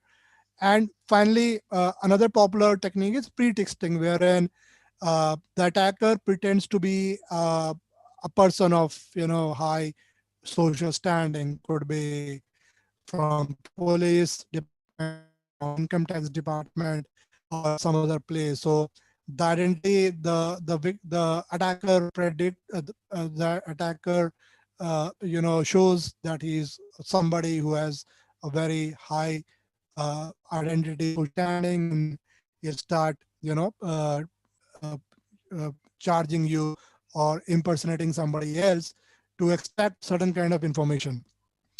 So quickly, what are the tips and recommendations, right? We spoke about it. They already spoke about it before me. And let me talk about this. This is very important.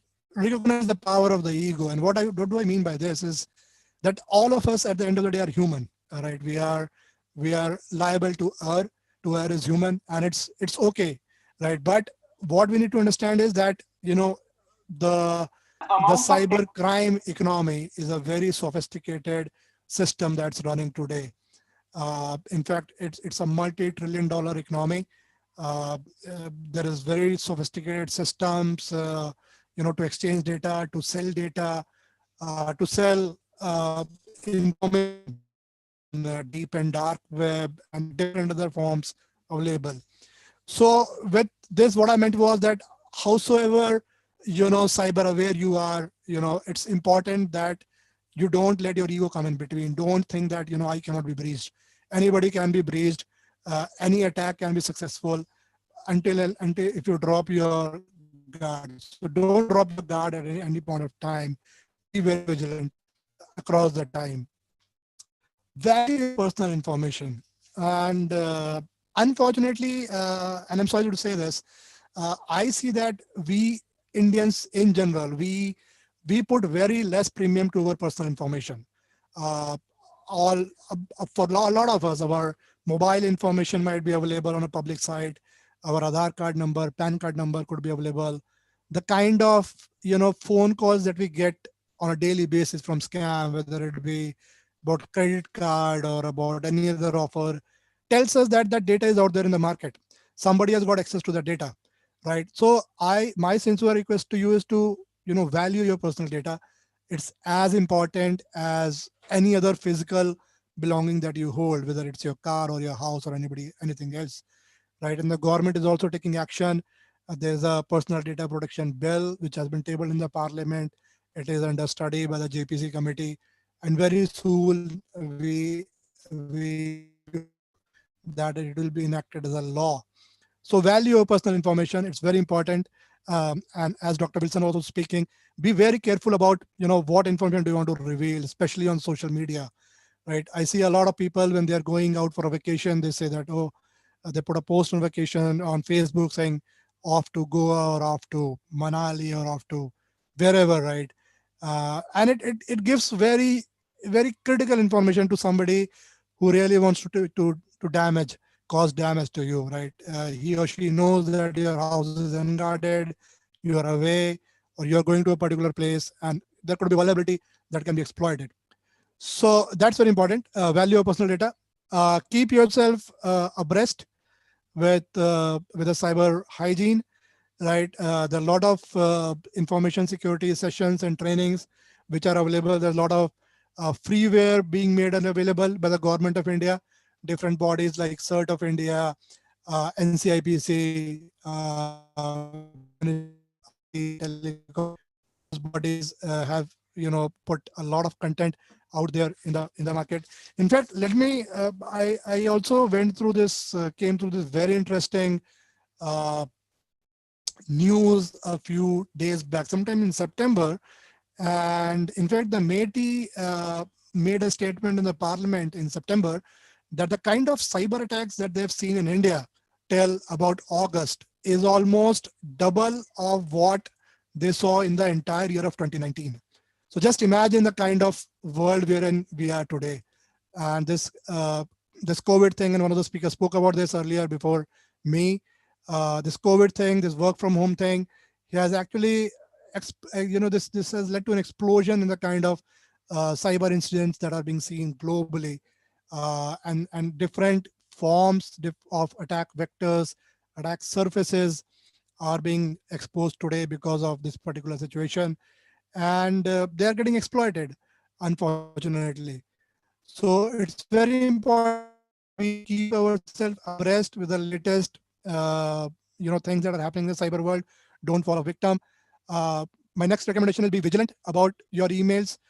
Don't fall victim for offers which look, too good to be true. When you spoke about it, be suspicious about these offers. Do your due diligence.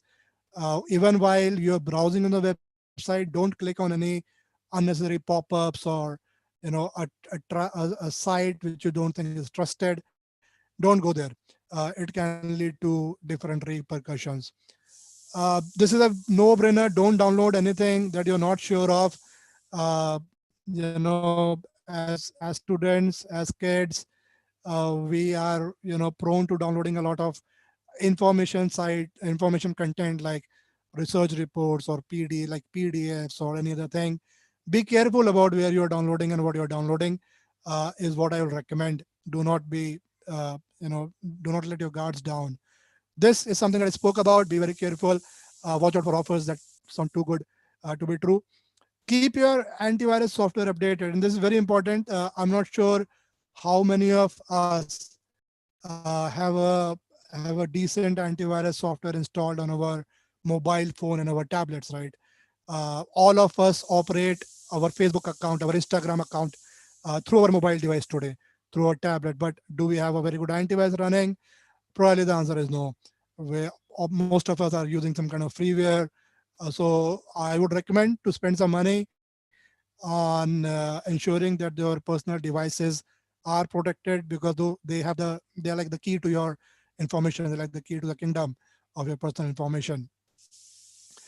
And yeah, this is something that Dr. Wilson also spoke about. Be very critical about what kind of security settings that you have set in your social media accounts. And today, almost every social media accounts, in fact, why just social media accounts, even your browser like Chrome or Mozilla or everything else, They've got very advanced security settings. Make sure you understand them, set them to a level which is comfortable for you, which ensures that you don't fall a victim and you don't divulge more than what you want to. And finally, know the law. There are a lot of provisions that have been created by the government of India. There are a lot of, for example, the IT Amendment Act of 2008 that has got a lot of provisions under that. There's a lot of contraventions like section 43, 45, 65, 66, and others. When we spoke about it, all the state today have a cybersecurity cell. Keep the number of the cybersecurity cell handy. It's very important. It's as important as having knowing what's the ambulance, what the number of the ambulance or the fire brigade. Keep that handy with you so that in times of distress, you know where to contact and how to contact. There's also a website called created by the government of India. It's called cybercrime.gov.in. Go through that website, increase your awareness about that. And if you are up to speed, my final parting thought is look around and take care of kids and elderly, especially, right? Those are people who have got devices and tablets in their hand today. They might not be very smart or very uh, well versed with the pitfalls of the cyber world. But if you think you are doing well, you have got a reasonable degree of knowledge, don't limit your knowledge, spread that knowledge, take care of people around you. I think that's all from me, Rachel. With that, I like to end, and I like to take a few questions if there are any.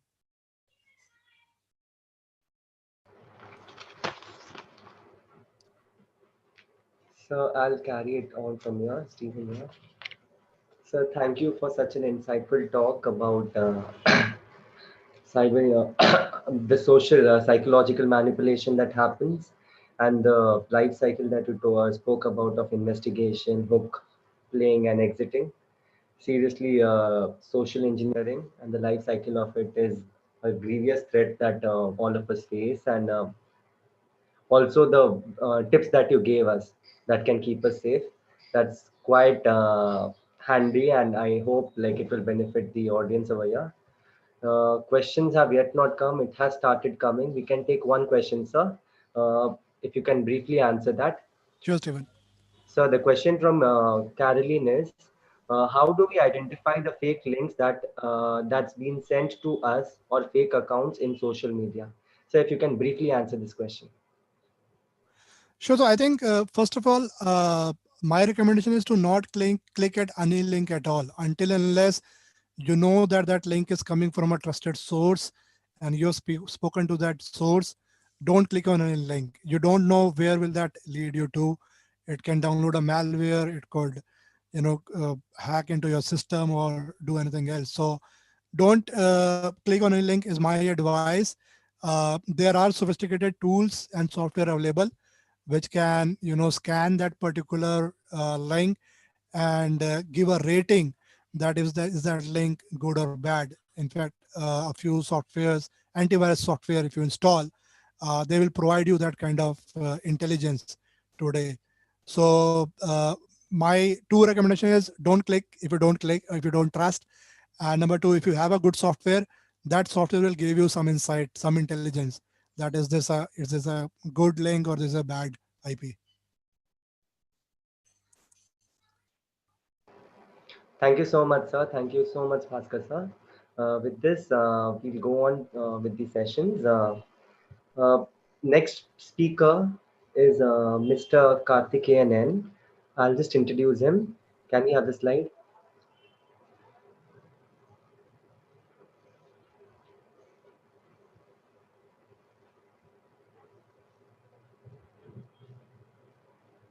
Okay. Mr. N. Karthikeyan is an advocate in the Madras High Court. Mr. Karthikeyan is a renowned cyber law expert who is also the managing partner of Law Office of Karthikeyan, a reputed law firm based in Chennai. He specializes in intellectual property law, cyber law, and other technology laws. He had completed the prestigious course International Practice in Intellectual Property Law offered by the International Bar Association London. He is renowned as one of India's foremost cyber law practitioners. He is a certified cyber law crime investigator, certified forensic analyst, and certified international practitioner in cyber law. He provides opinions and advices to leading corporates across the globe, including Indian governmental bodies, on numerous cyber law issues. He is regarded by many as the first port of call for any potential cybercrime and cyber-related issues. Advocate Karthikeyan's office also runs a course on cybercrime, which is suitable for students, teachers, and others. The details of that will be shortly shared has been shared actually in the chat box. We can make use of that. And also regarding the Q&A session, I request the audience to put up the questions in the chat box. And if time permits, we will admit the questions depending upon the urgency of that. Thank you, sir. Sir, you can now address the gathering.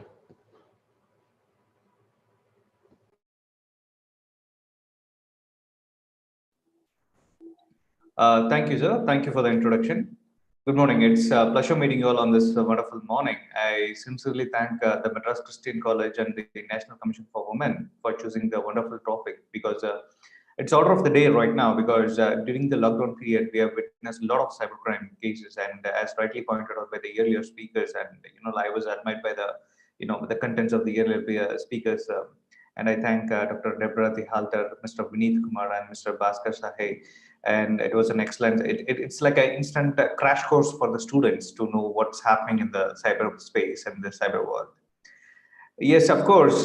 See, we are, we are literate right now. We all are literate. We know, how to speak, how to write, and everything. But we are not illiterate. Illiteracy is the requirement for the day. So we need. There's a huge difference between literacy and illiteracy. So illiteracy is the key question right now. So whether we are illiterate or not, using a mobile phone or using a computer or using a or surfing in the social media is not enough. Whether we are safely using it, that's a very big question right now. So handling can be done by anyone. That can be done by literate or illiterate, whoever knows how to use it. But safe handling is the order of the day. So I'd like to share a small PPT on this aspect, and just a second.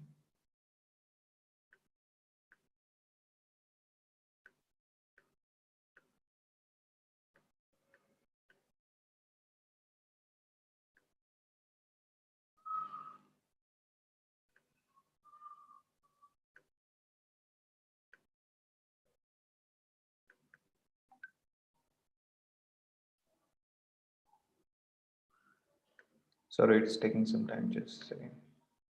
Can you please see my screen? Yes, sir, we can see. Okay, fine.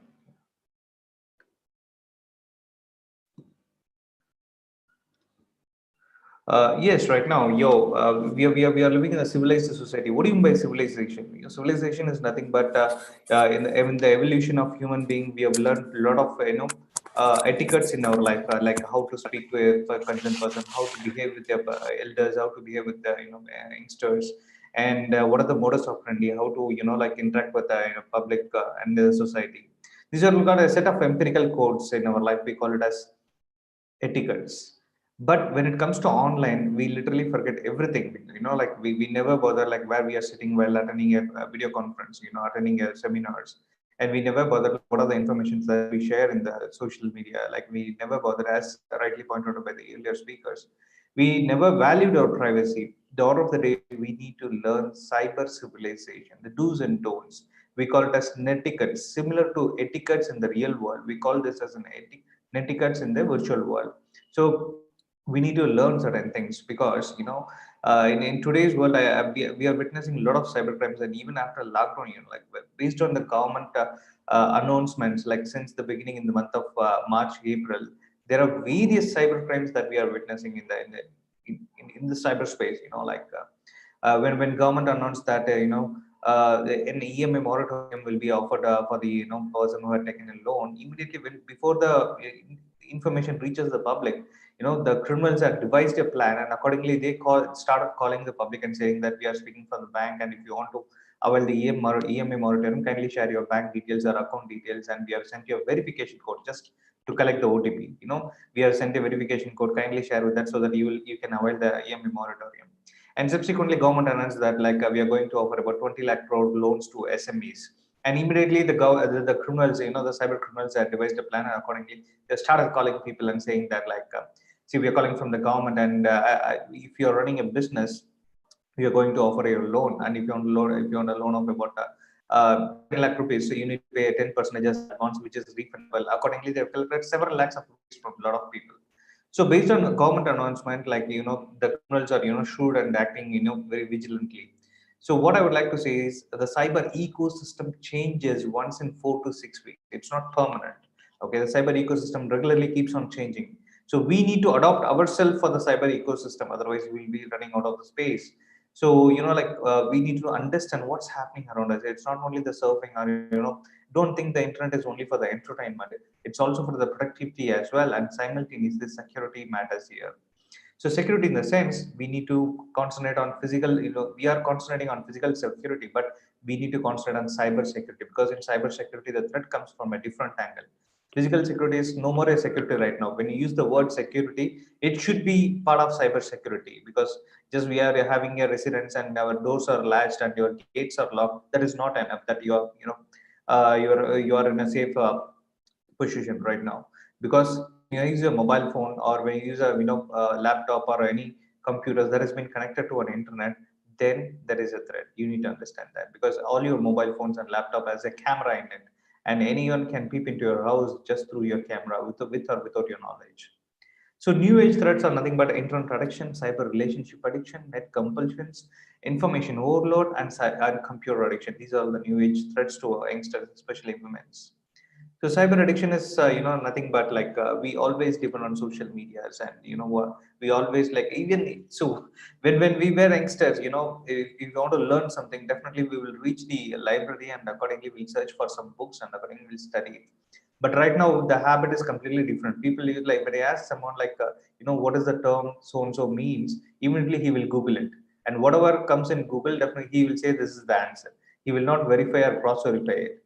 But when we were youngsters, we used to approach the library, and accordingly, based on the author, we used to read the book, and accordingly, the authenticated information will be there. But right now, whatever available in the first page of Google is considered to be authenticated, and accordingly, people consider this as a valid information. So that's called cyber addiction. Never rely. See, application of mind is the most essential part for a human being. But right now, application mind has been drastically reduced. Simply we are googling it, whatever it may be, just Google it. Whatever it may be, Google it and get the answer. That's it. So it's not to get rid of out of this cyber crimes, all we need is just a common sense, not an intelligence. A common sense is more than enough to get out of the cybercrime. Don't be a victim of cybercrime. So just apply a common sense. Whether we need to completely addicted for this, internet and digital gadgets. Like in Japan, 2013, they have introduced a concept called cyber fasting. Cyber fasting in schools. In a school, if it's a 5 days are considered as a working day, for 3 days, they will be using the internet, including the computers and mobile phones. And 2 days, they will never use any of the digital gadgets, and they train kids only to play in social public places, like social gatherings, and how to behave with one to one, like how to interact with one to one. So these are the etiquettes they used to teach for the kids in Japan, and so slowly it has been adopted in more than 20 countries across the globe right now. But in contrary, we are encouraging our kids to use mobile phones for watching videos and other things. So we can understand what we need to, what should not be done on social media. That is the most essential. So cyber relationship addiction is nothing but we are completely addicted to social media. The first and foremost thing that we need to understand is it is a social networking site. It is not a social service site. Please don't give any of your information. While opening an account in a social media, what are the information that you are providing to them? You provide your date of birth, you provide your name, you provide your email ID, you provide your mobile number, and after opening a social media account, you update your photograph, a profile photograph, and your background photograph, and subsequently So what is your hometown and where you were born and where you've done your primary school, where you've done your higher secondary school and your UG and your PG and your first job, first motorbike, first car, and your residence, whatever it may be, whatever things happening in your life, you're completely exposing it to the public. My foremost question to all is, are you filling any job application, are you filling any government form, or are you filling up any application issued by the college? It's a private organization. Why you want to give this much of information, especially for women and girls? See, if a guy approach a woman and if a guy approach a girl and he demands for a date of birth of a girl, definitely the girl will stare at the guy. But in the social media, you're voluntarily exposing these informations. First you need to think about it. You should value your privacy. Why you're giving your real date of birth over there? Except for a single day on your birthday, you will get most of wishes from all your friends. Apart from that, what you're getting by exposing your date of birth in a social media. And simultaneously, you need to think, when you open a bank account, and normally, like right now everyone is using online banking, and even in the bank there is a particular column which is known as user ID and password. Below the user ID and password, there's a column called forget password. And if you click the forget password, all the banks use a standard question: what is your date of birth, or what is your mother's maiden name, and who is your close friend, or which is your hometown? These are all the standard questions offered by the banks as a security questions in order to regenerate or recreate your password. But the answers are available in the social media. So it's not that it's your private information. It's no more a security question and security answer right now. When you expose these information in a social media, you need to think about it. And like when you use a mobile phone, we never thought of what kind of mobile phone we are using. Like an average mobile phone carries about 30 to 40 applications, and these applications are available at free of cost. Can anyone say, I have purchased this much of mobile application? Why these applications are offered at free of cost? Have you ever thought of it? For a company, like any company or any business, the main intention of the business would be to generate revenue and to make profit. But while opening an account in either in a social media or installing any mobile application, you never pay a single penny to them. It may be a Facebook, or it may be a WhatsApp, or it may be any other applications. You never pay a single penny to them. Then what is the revenue model for those companies, those applications, or even the Facebook? What is the revenue? Have you ever thought of it? Why do they offer this at free of cost? First thing you need to remember is, when something is offered as a free of cost, then you are the commodity over there. You are the saleable product over there. All your informations are considered to be a valuable commodity for them. Data, we are in a data driven society. So while opening an account with social media or installing an application in your mobile phone, there is a particular column called I agree. 99% no one will read that I agree. They will simply click I agree or install. Yes, install. Have you ever read that agreement? The agreement is called end user license agreement. Have you ever read that agreement?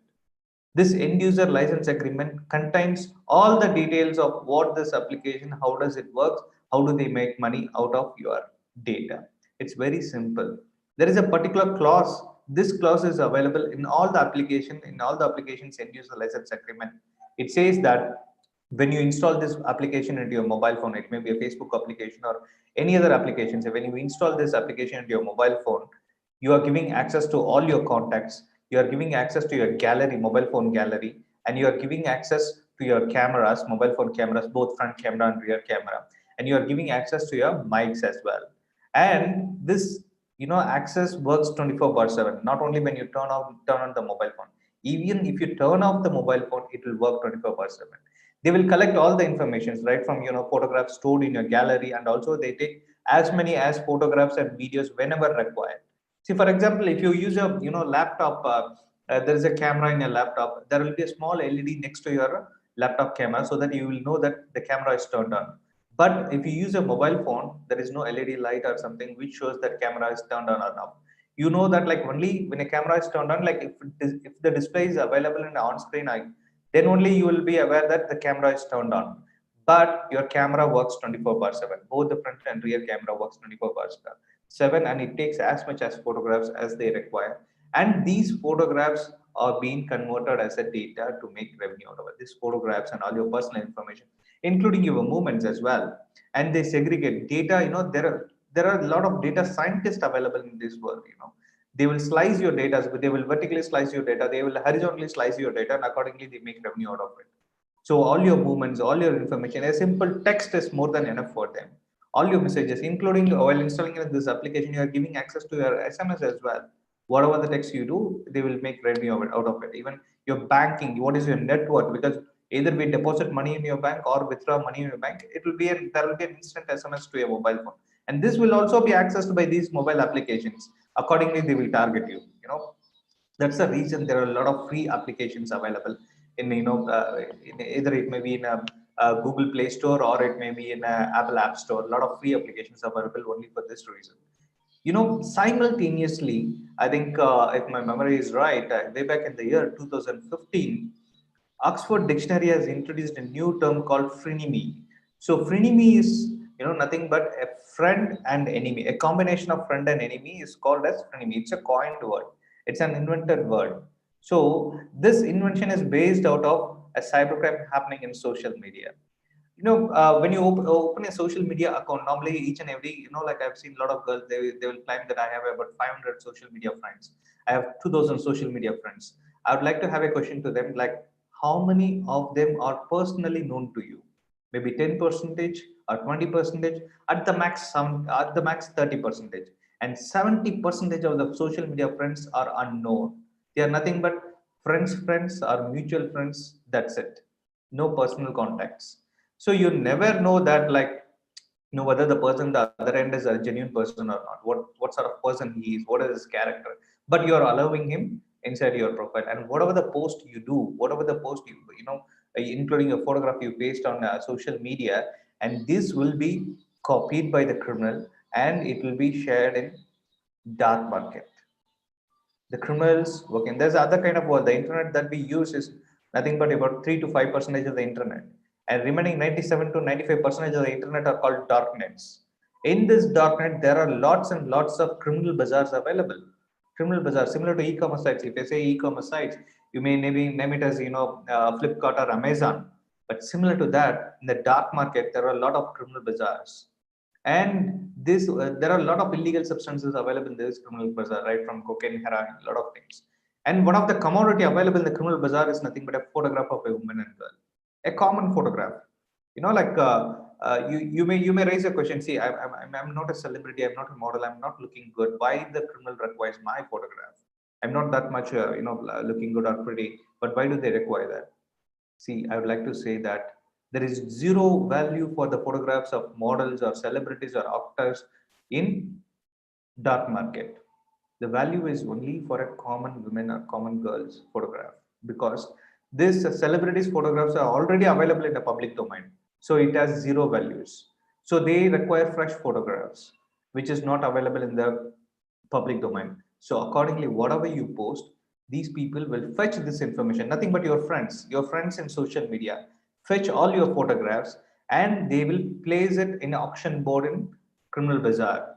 And a survey says like about an average looking girl's photograph is available at a cost of $2 to $5 in criminal bazaars. The company that purchases your photograph for $2 to $5 will morph that photographs, and they will sell this photograph to pornographic sites for $20 to $30. So this is how the criminal bazaar works, and all your informations are being shared with criminals. At the one end, all your informations are being, swindled by the companies called like social media companies. It may be a Facebook or Twitter or MySpace, whatever it may be. That way, in the other aspect, this information is also being shared with the criminals as well by some unknown applications. So before installing any application at your mobile phone, think twice whether you require it or not. And also, please read the developer name. It must be from a reputed company. It may be a Microsoft, or like it may be Google developed applications. Don't download application developed by unknown persons. Okay. The purpose of the application is only to collect your photographs and personal information. As I said earlier, your mobile phone cameras work 24/7, even if you turn off your camera. You can test this as well. If you have an alarm in your mobile phone, just set an alarm for 5 o'clock and turn off your mobile phone. Exactly at 5 o'clock, the alarm will ring, even if you turn off your mobile phone. So what it conveys is nothing but all the application works 24/7. So including your camera. So you should be aware of that. When you use your mobile phone, treat it as a guest. Use it only in the living room. Don't take it to your washroom or your bedroom. We have seen a lot of cases where girls used to take their mobile phone to washroom as well, and they have taken personal pictures, and subsequently these pictures are available in social medias. So please be aware of that. And moreover, we have done a lot of research on this as well. See, on a particular case, I would like to share this information. A particular case, a parent has approached us stating that he had received a WhatsApp message of like an obscene message of our own daughter, stating that like this information is available with us. If you could pay a ransom to us, this photograph, your daughter's photographs, it's an obscene photograph. It will not be divulged in social media and it will not be shared with any of your friends. If you don't pay the ransom, this information will be shared with all your contacts, including the parents' contact and the girl's contact in schools and colleges. And they approached us and we investigated and we found the criminal and we placed him behind the bars.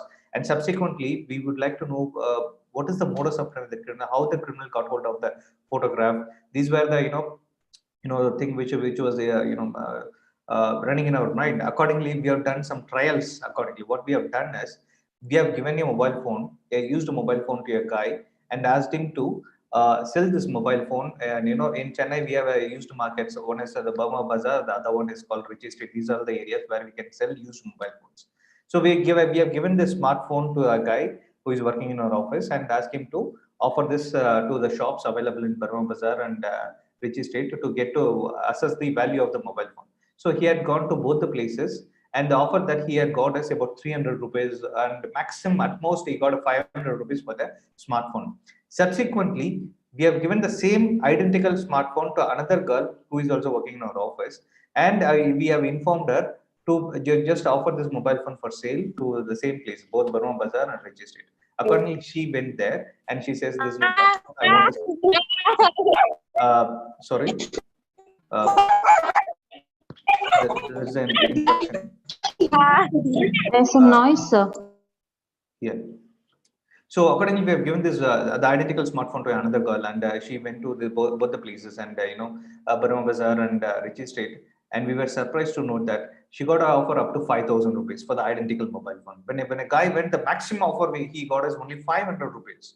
But when a girl went to the shop, someone offered about 1,000 rupees, someone offered 2,000 rupees, and a particular shop offered 5,000 rupees. And we were surprised to note that. And subsequently, we have started researching on that. We came to know that after purchasing this mobile phone for 5,000 rupees, what these guys will do is they will fetch all the information stored in the mobile phone. Even if you format your mobile phone, there are so many sophisticated softwares available where they can retrieve all your photographs. So when a girl gives a mobile phone, it's not the value, the 5,000 is not the value of the mobile phone. It is the value they have given offered for the photographs stored in the mobile phone. So accordingly, they will fetch all the photographs, even deleted photographs can also be recovered. So they will recover all the photographs. That's a small software. A lot of free softwares available right now. So they will recover all these photographs and accordingly, send these photographs to their parents itself and demand a ransom. Because even the contact details can also be recovered. So accordingly, like normally as an Indian guy, how we store our parents, mobile phone, like appa, or a dad or a mom. This is a normal way we store. Accordingly, the criminal will get hold of this is the parent mobile number. Accordingly, he will send that particular photograph to your parent and say that, like, yes, we got your girl's photograph. If you don't pay the ransom, we will share this in social media or share with all your friends and family members. So this is how they make money. So never, my sincere advice would be never ever sell your mobile phone, especially girls and women. Don't sell your mobile phone, even don't give exchange. Okay, you may get about 500 rupees or 1,000 rupees or 5,000 rupees, but your privacy is valued more than that. So never sell this mobile phone. Just throw it in your house itself. It may be in some part of, or else if you want to secure your privacy, just throw it in Bay of Bengal. That's the best way that you can. What I would suggest, because there are cases where we have recovered photographs and videos from even from a burnt hard disk. So we have so sophisticated softwares available in this world. So please, your mobile phone is nothing but your part of arc, and all your activities are stored in your mobile phone. It's nothing but your digital DNA. Can you separate yourself with your mobile phone? So all your activities are there in your mobile phone. Your mobile phones works as a part of your life. So it's nothing but your digital DNA. So never sell your digital DNA to any third person. So beware of that. And information overload. Don't give a lot of information about private information, any of the social medias. Even in gaming applications, I've seen a lot of cases where people used to give a lot of information. Even in the gaming application, they share their dates and including the debit card details, credit card details. All this information are being shared. We have in this lockdown period, we have witnessed a lot of cases where a kid, 16-year-old kid uses parents' debit card and credit card, and spend about 5 lakh rupees to play a game. It's called PUBG. Recently, it was banned in India. So to play a game, they have spent about 5 lakh rupees because they've simply added the debit card. Debit card keeps on, the game application is, designed in such a way it keeps on debiting the amount. They don't require a OTP. That's a two-factor authentication because these are international companies. So you don't require a OTP. Without OTP, the amount will be debited from your account. So don't share too much of information in any of the social media or any of the mobile applications or or in any internet space, cyberspace. Cyber clone is nothing but once you expose too much of information in social media, definitely a fake profile can be created, and accordingly through the fake profile, anyone can contact you. Anyone can contact your friends or family members. Accordingly, they may misuse your name as well. We have seen a lot of cases when a girl posts a lot of photographs on social media. A simultaneous, a fake profile will also be created in Facebook and other social media. Accordingly, from that fake profile, the criminal used to contact all your friends and family members, stating that there is an emergency. I got stuck in this particular place, so please pay me so and so amount. So I need to recover from that. Or else, in the other way of approach, like the fake from the fake profile, a request will be going to a guy stating that hi, I am free. Can we go for a dating, or can we meet in a particular place? It's nothing but to tarnish your image and your reputation. When it comes to social media right now, when in the digital space, the first tool a guy use against a girl is nothing but a social media to tarnish her image.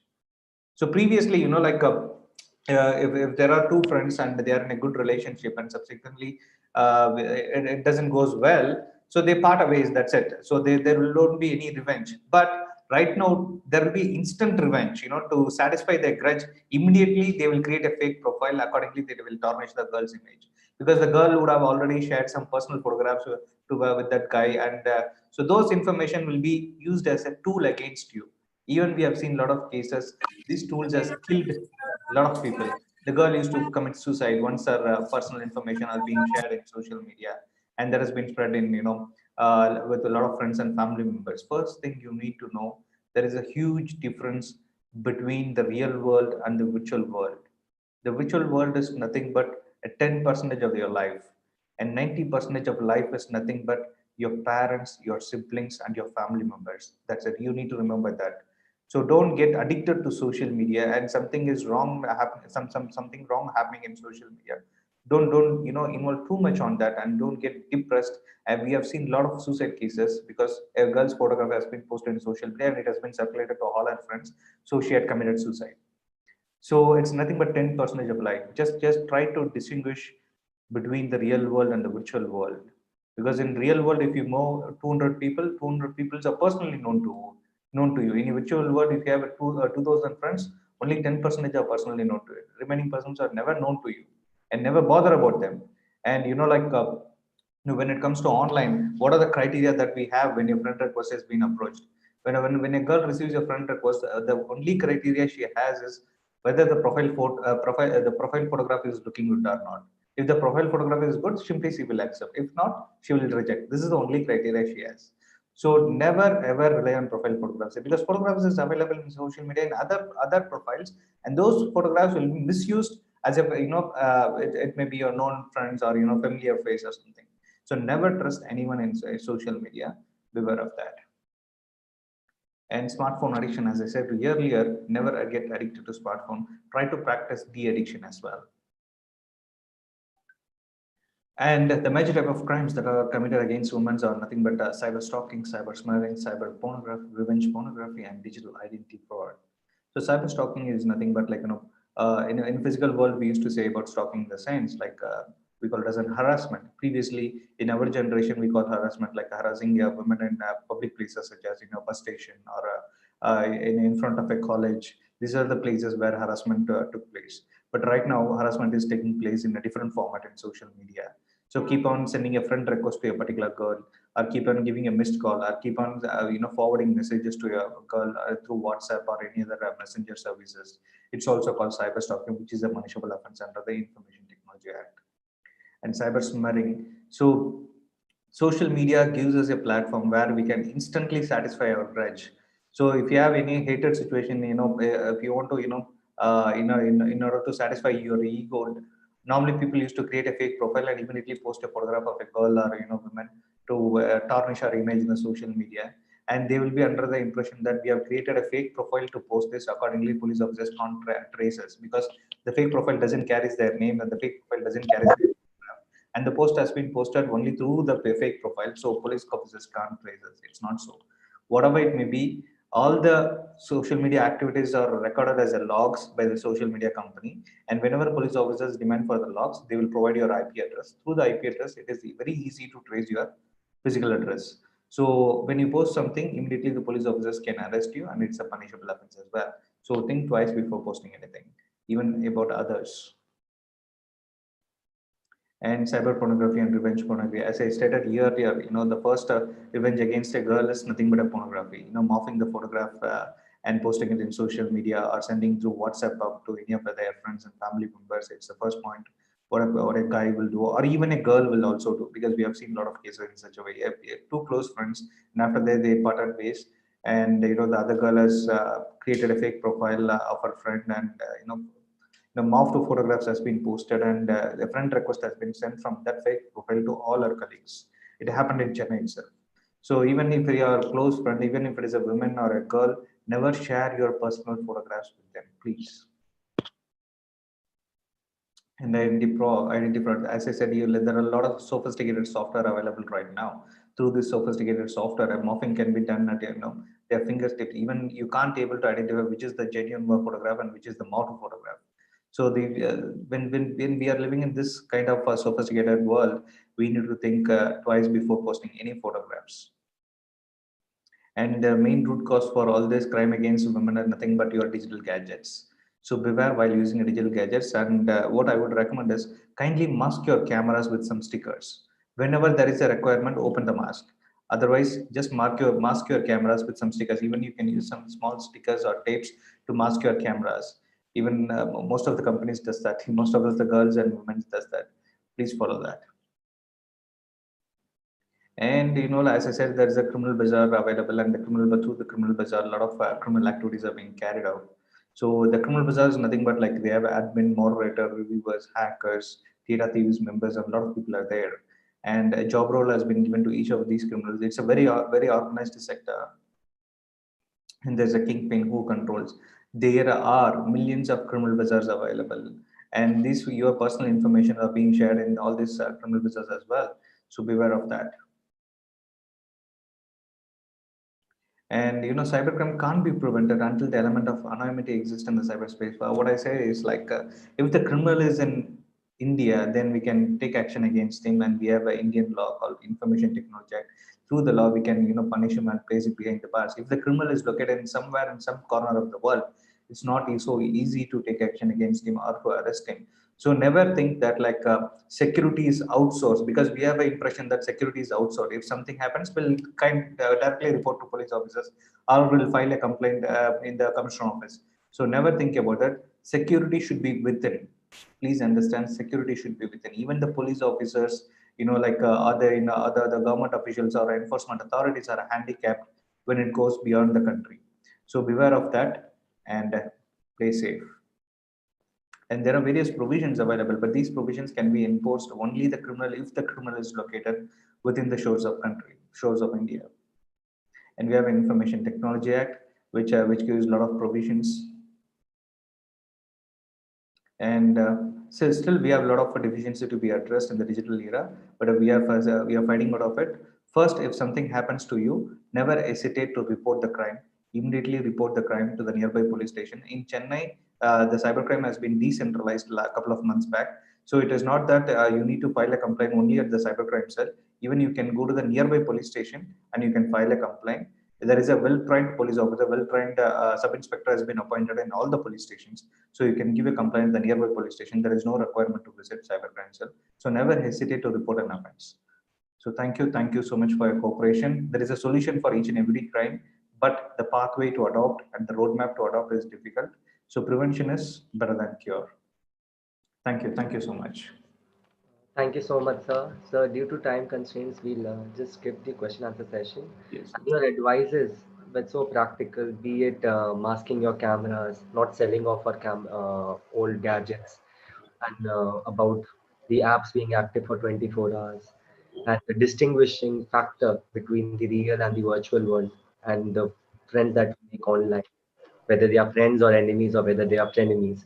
All these are very practical, and I'm pretty sure all the people in the audience have benefited very much from your practical talk. Thank you so much, Thank sir. you, sir. Thank you. I would like to announce about the feedback forms. We will be floating the feedback forms in between the session, the coming session, which will be undertaken by Ms. Jamima. It will be shared in both the chat box as well as on in the description section of the YouTube link where this webinar is being broadcasted right now. That is essential in order to avail your in order to get your certificates for the attendance. So make sure that you fill in your feedback form. So I take this opportunity to introduce the fifth speaker for the day, the last session, Ms. Jamima Weasley Williams. As the student counselor of Madras Christian College, Ms. Williams has been the go-to person not only for many students, but also but also for many staff of the Madras Christian College. Ms. Jamima is a licensed professional counselor accredited by the National Board of Certified Counselors USA. She had specialized in clinical mental health counseling at Wheaton College, Chicago, USA. Moreover, Ms. Jamima is trained in trauma-informed psychotherapy and play therapy. Ms. Jamima Williams, as the present student counselor, has redefined counseling to the students of Madras Christian College and has worked tirelessly to remove the stigma associated with having visited a counselor.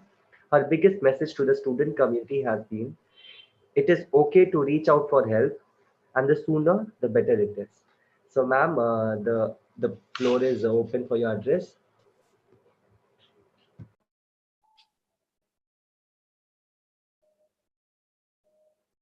Thank you so much. So you're sharing the screen?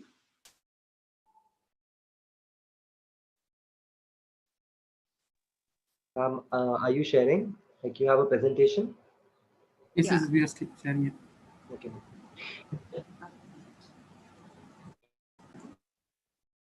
So very good afternoon, and thank you so much for this great opportunity. And it was such a very informative session. I learned a lot through the session.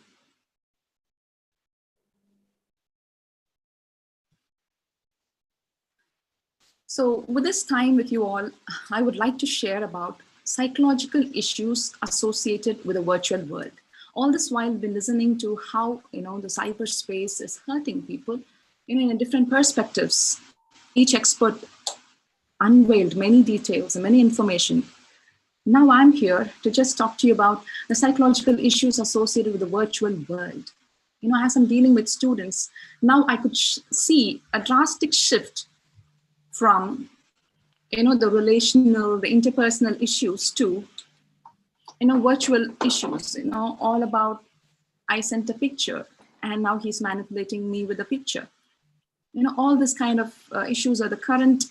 Recently I had I was handling a case where the person was attempting suicide, and finally we get to know that that her ex-boyfriend was threatening her based on the picture that was shared by her. So these are the current issues, current things. And I really appreciate and thank the organizer for bringing in a right education at this time.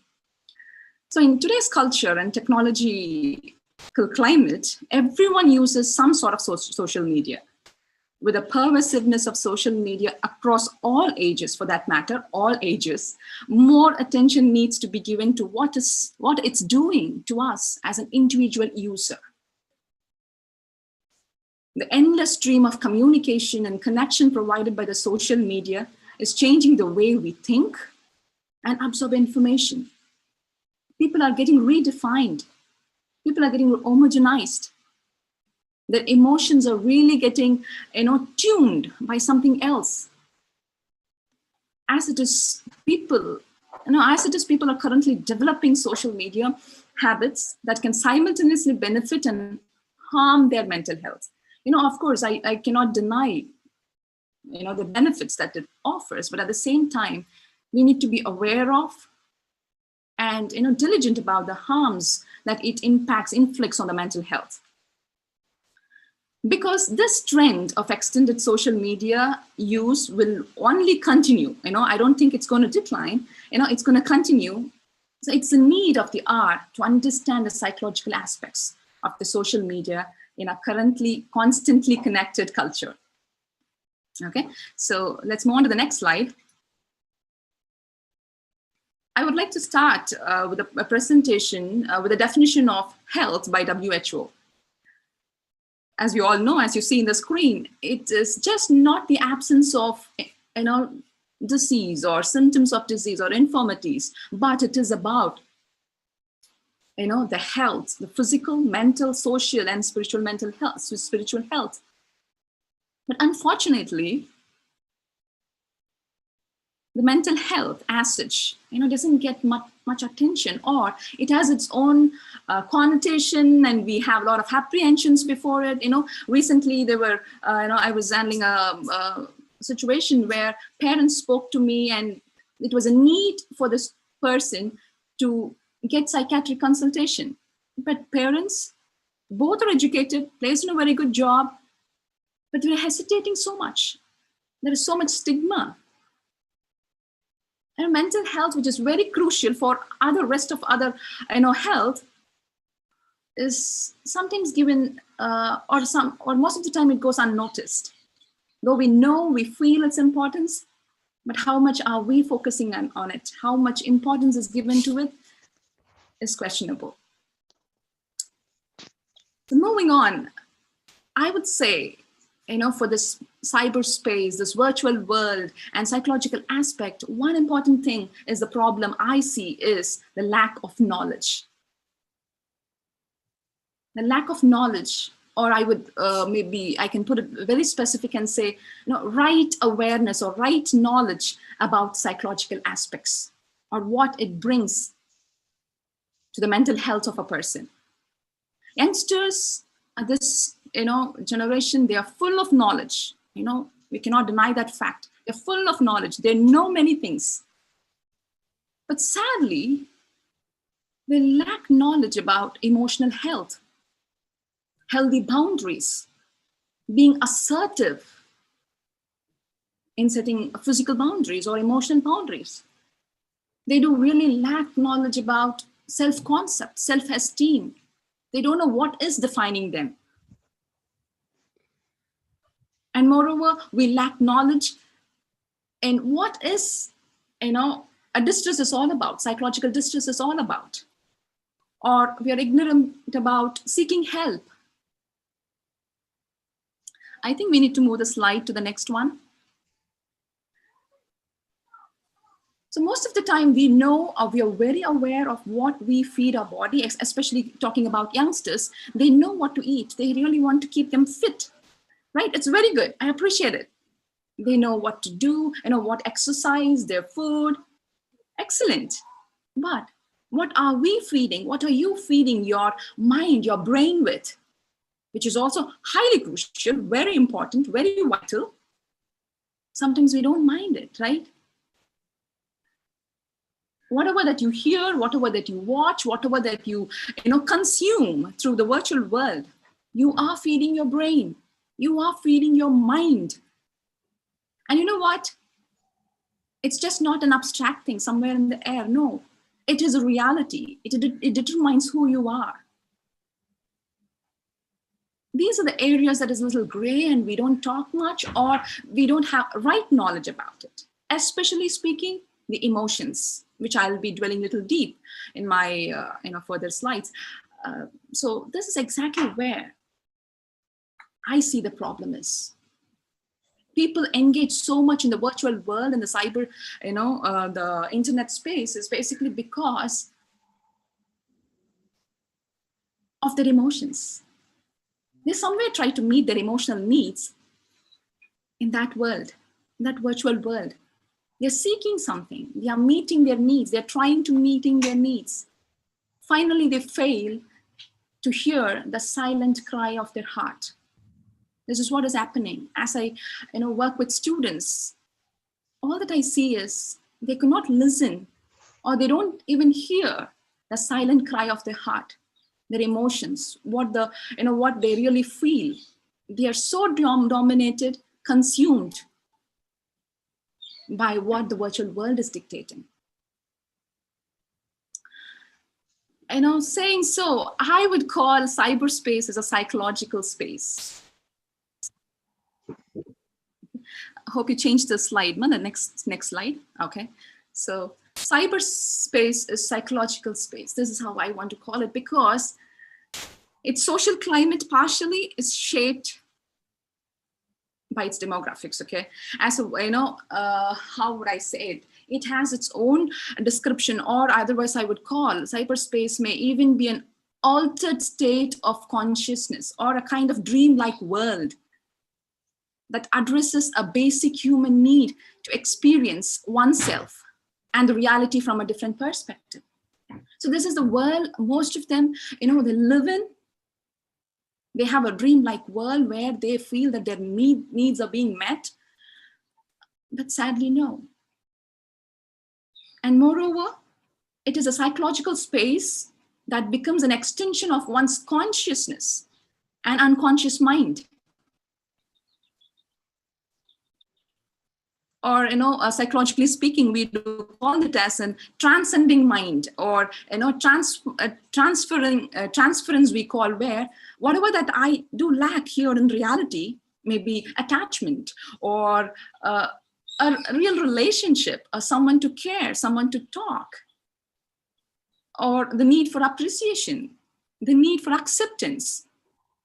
All these projected into this dream world. And we are trying to get it from that. That we call it as transference. Okay? And that's where all this disappointment, frustration, anxiety pops in. You don't really get satisfied there. Of course, you may get satisfied a bit, or in a different way, which is not the actual need of yours. So finally they end up having frustrations or depressions or anxiety. I don't have to really, list all those things. You know better on all these things. And many a times, I just really want to say this: cyberspace is not always benign. It's not always safe. You heard a lot of the experts speaking about it. It has power to frustrate you, manipulate you. Basically, I really want to bring this word to you: emotional manipulation. People are manipulated emotionally through this space. And identity formation happens through this world. Psychosocially speaking, Erik Erikson says this stage is a stage where youngsters form their identity. He gives two things: role confusion versus identity formation. This is the exact age children, youngsters, adolescents form their identity.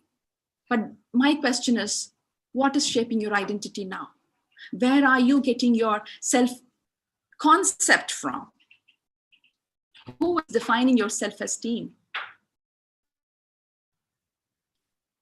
Who is defining your emotional esteem? Who you are in your emotions? Do you really have emotional uniqueness?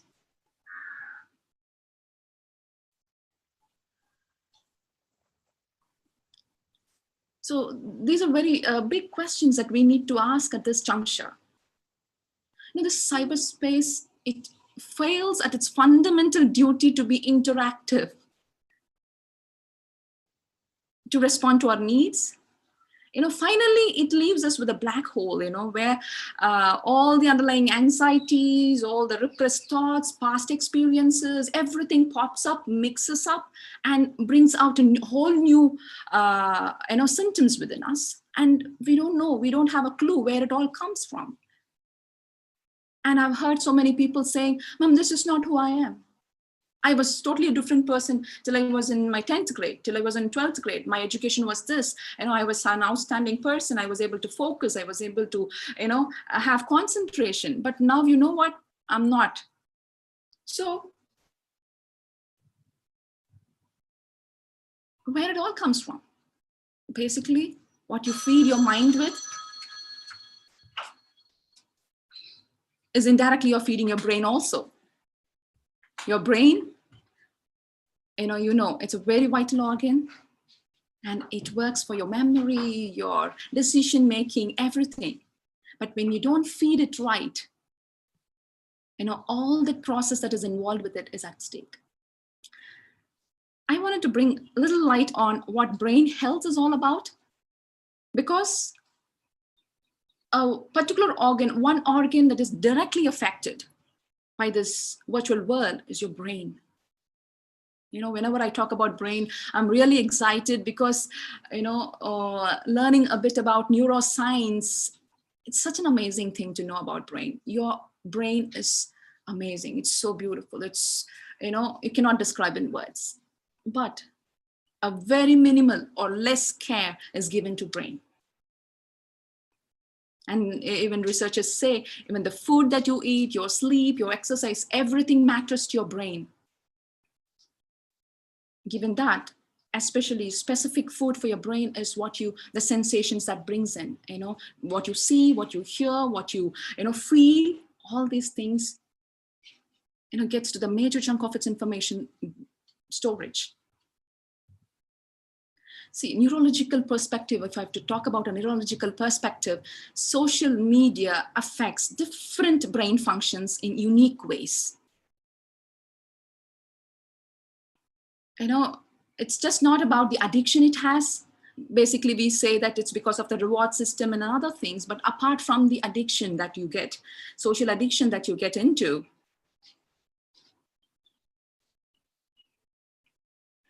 cyberspace influences or affects the frontal area of your brain, the prefrontal area that we say, the front part, which is very important for emotional regulation and decision making. And also science say that functionality of this part of the brain, functional maturity, is obtained only during the early adulthood. So age is somewhere between 23 or 24 is when this frontal brain gets its functional maturity. Till then, it's regulating the emotions with its formational functionality. And, this is at that juncture that we are exposed to so many other things which is not rightly contributing to your emotional formation or to your functional maturity of your frontal brain, which is the seat for your decision making and emotional regulation. So I really wanted to ask yourself, I encourage you all to ask yourself what you're feeding your brain with. Now that you're in a stage of maybe youngsters, you are in the formational stage of functional maturity, but people have grown. How are we deciding? How is our emotional regulation? My focus today is on emotions.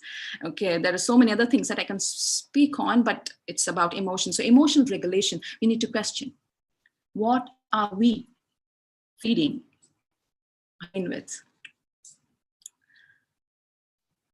And one particular thing I wanted to talk here is the online social exclusion. This is something, what it means, if you ask me, it is when social media users are excluded from online groups or chats or events, or the brain reacts in a specific regions directly. And researchers say it impacts the emotion center. So sad, isn't it?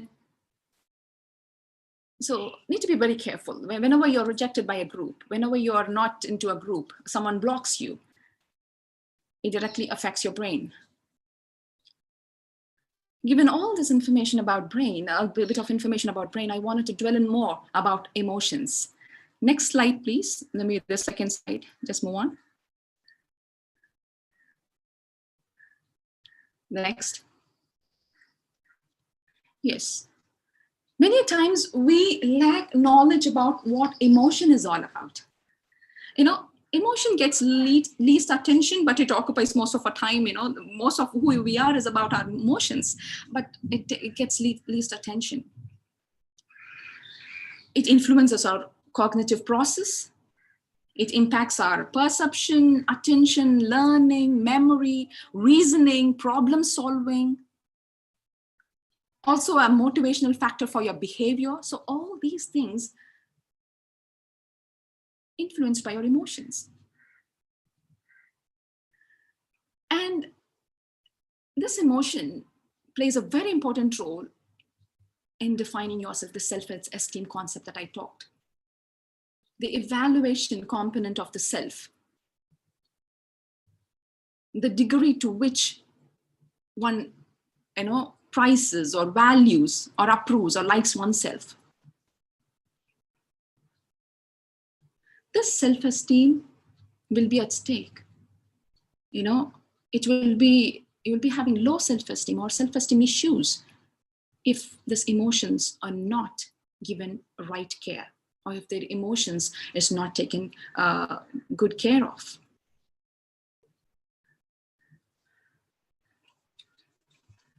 So when I talk about boundaries, like given this virtual world and emotions, we saw that virtual world has direct connection to your emotions and to your self-esteem.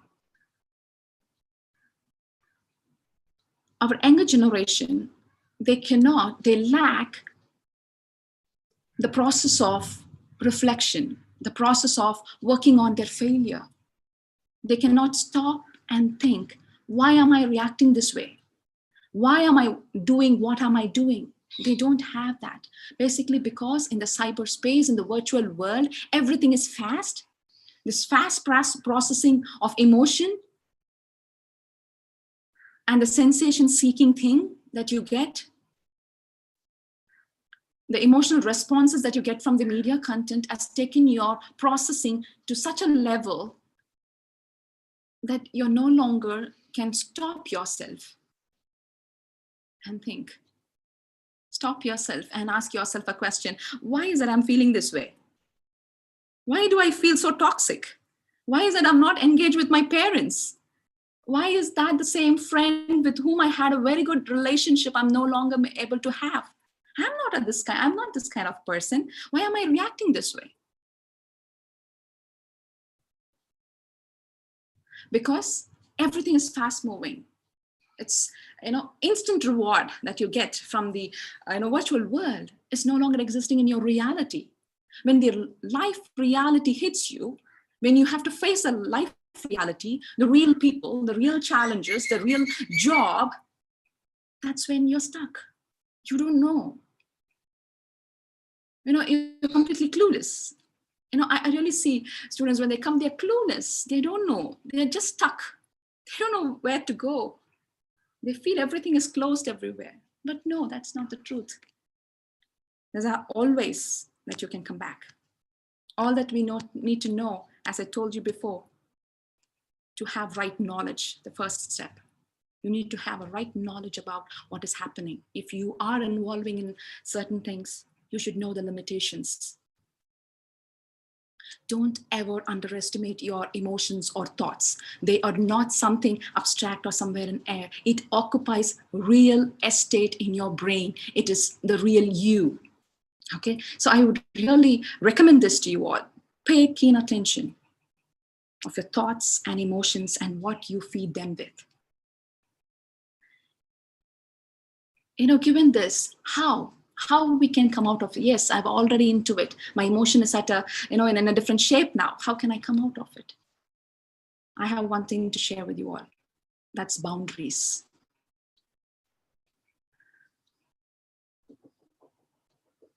When I say boundaries, maybe you all know what boundaries is all about. Saying no, setting a physical distance, being assertive. Yes. I really wanted to bring in, a different definition or an addition to what you know is boundary is something defining yourself. Boundary is something having self-respect for yourself, for your body, for your feelings, for your emotions, for who you are. Boundary is something having that respect for yourself. Boundary is not just, physical thing or a commitment for which you say yes or no. No, it's much more. It's a process of differentiating yourself from others. Just telling others where you begin and where you end, where someone else can come in. This is, I can even call it as a skill, but you really need it. I really want you to, pay attention in this.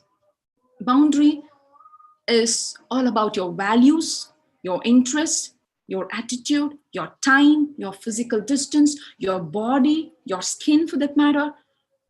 Most importantly, your emotional distance.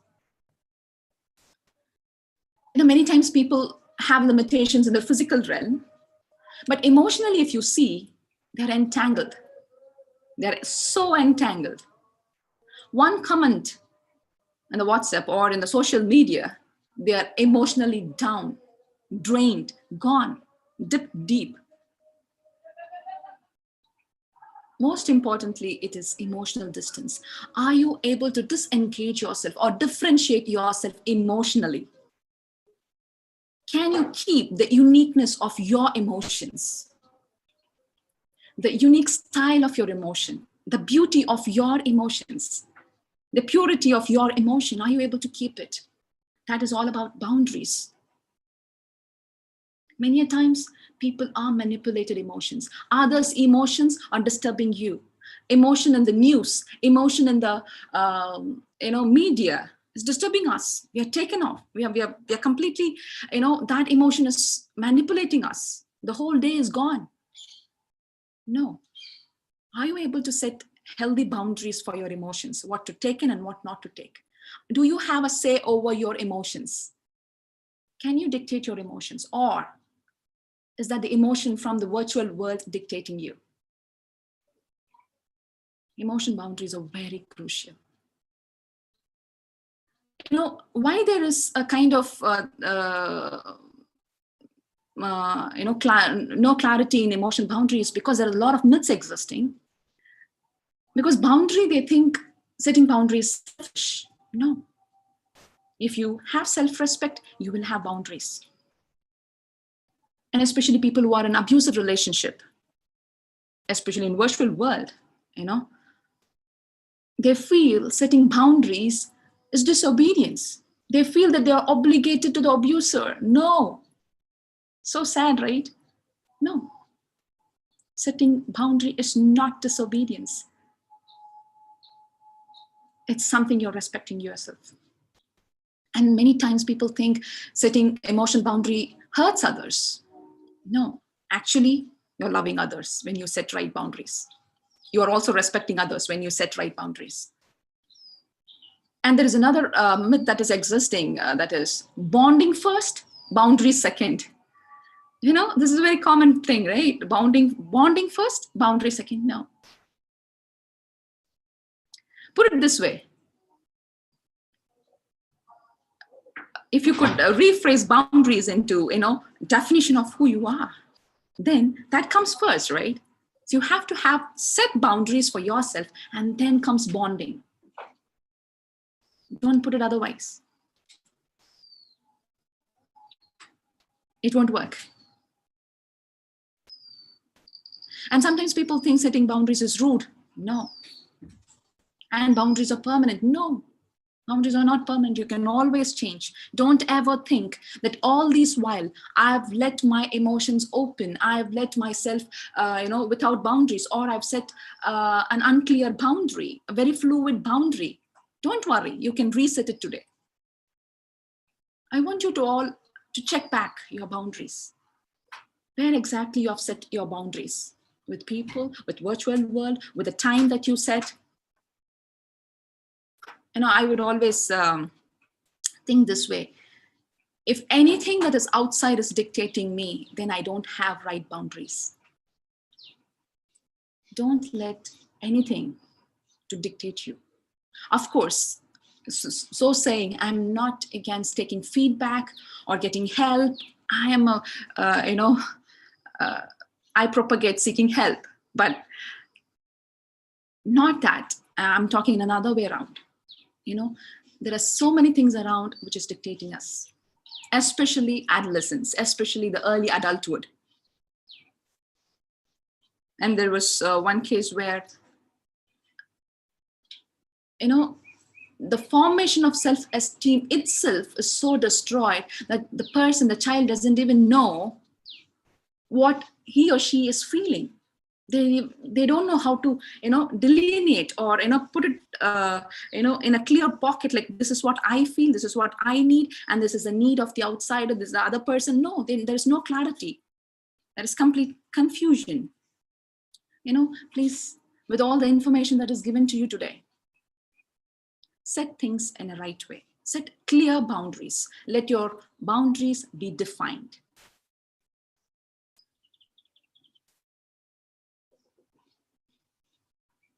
And in setting boundaries, the second point that the first point that I wanted to stress in boundary is defining yourself.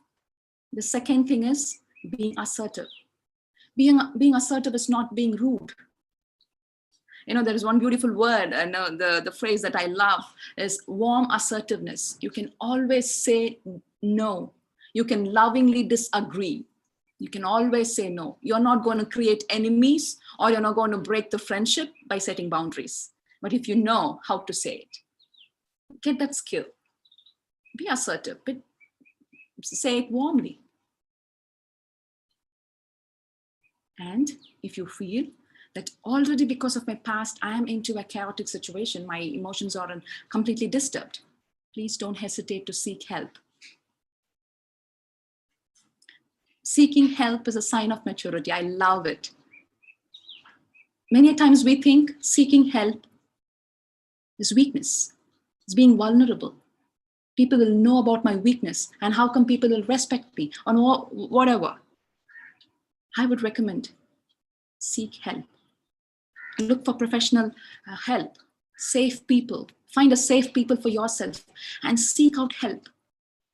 It is a sign of maturity. It's a sign that you're growing. It's a sign that you're redefining yourself. Finally, with this one thought, I want to end my session. That is, without changing your mind, transformation doesn't happen. No change will happen without changing your mind.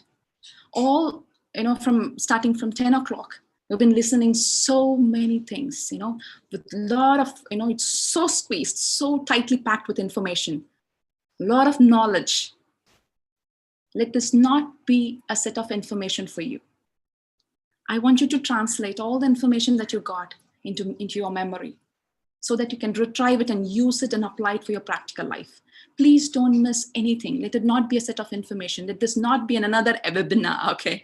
So just you listen to it, you get it. No, please do take it. Because many times what happens is, we do listen it. That's what we call our conscious mind as a motivational mind. When we listen, we are all excited. We really wanted to follow it. We really want to do. But we fail to translate whatever that we get in our conscious or motivational brain to habitual mind or to your unconscious mind. We don't translate it. How that translation happens? By reinforcing. Whenever you're stepping into the virtual world, or whenever you're getting into the emotional engagements, stop and think. Bring this. Remind yourself with all this knowledge that you got. And thereby, you're translating the information from your conscious mind to your unconscious mind, where it becomes your lifestyle. I really want you all to have all this information translated into your lifestyle, where you don't get into any further problem. If you're not into problem, safe. Be safe. But if you're already into, you can always come out of it and stay safe. So with that, a final thought. Thank you so much for this opportunity. Thank you. Thank you so much, Amima ma'am. Your idea of setting boundaries for ourselves and the importance of respect, self-esteem, which is real, and the relationship that we make online, which is virtual. It really impacted a lot of us. I personally I'm influenced by that, and definitely we'll make use of all the information that we came to obtain from the preceding sessions, and definitely we'll utilize and apply them in our lives. Now I call forward the organizing secretary, Mrs. Shobana, ma'am, to propose the vote of thanks.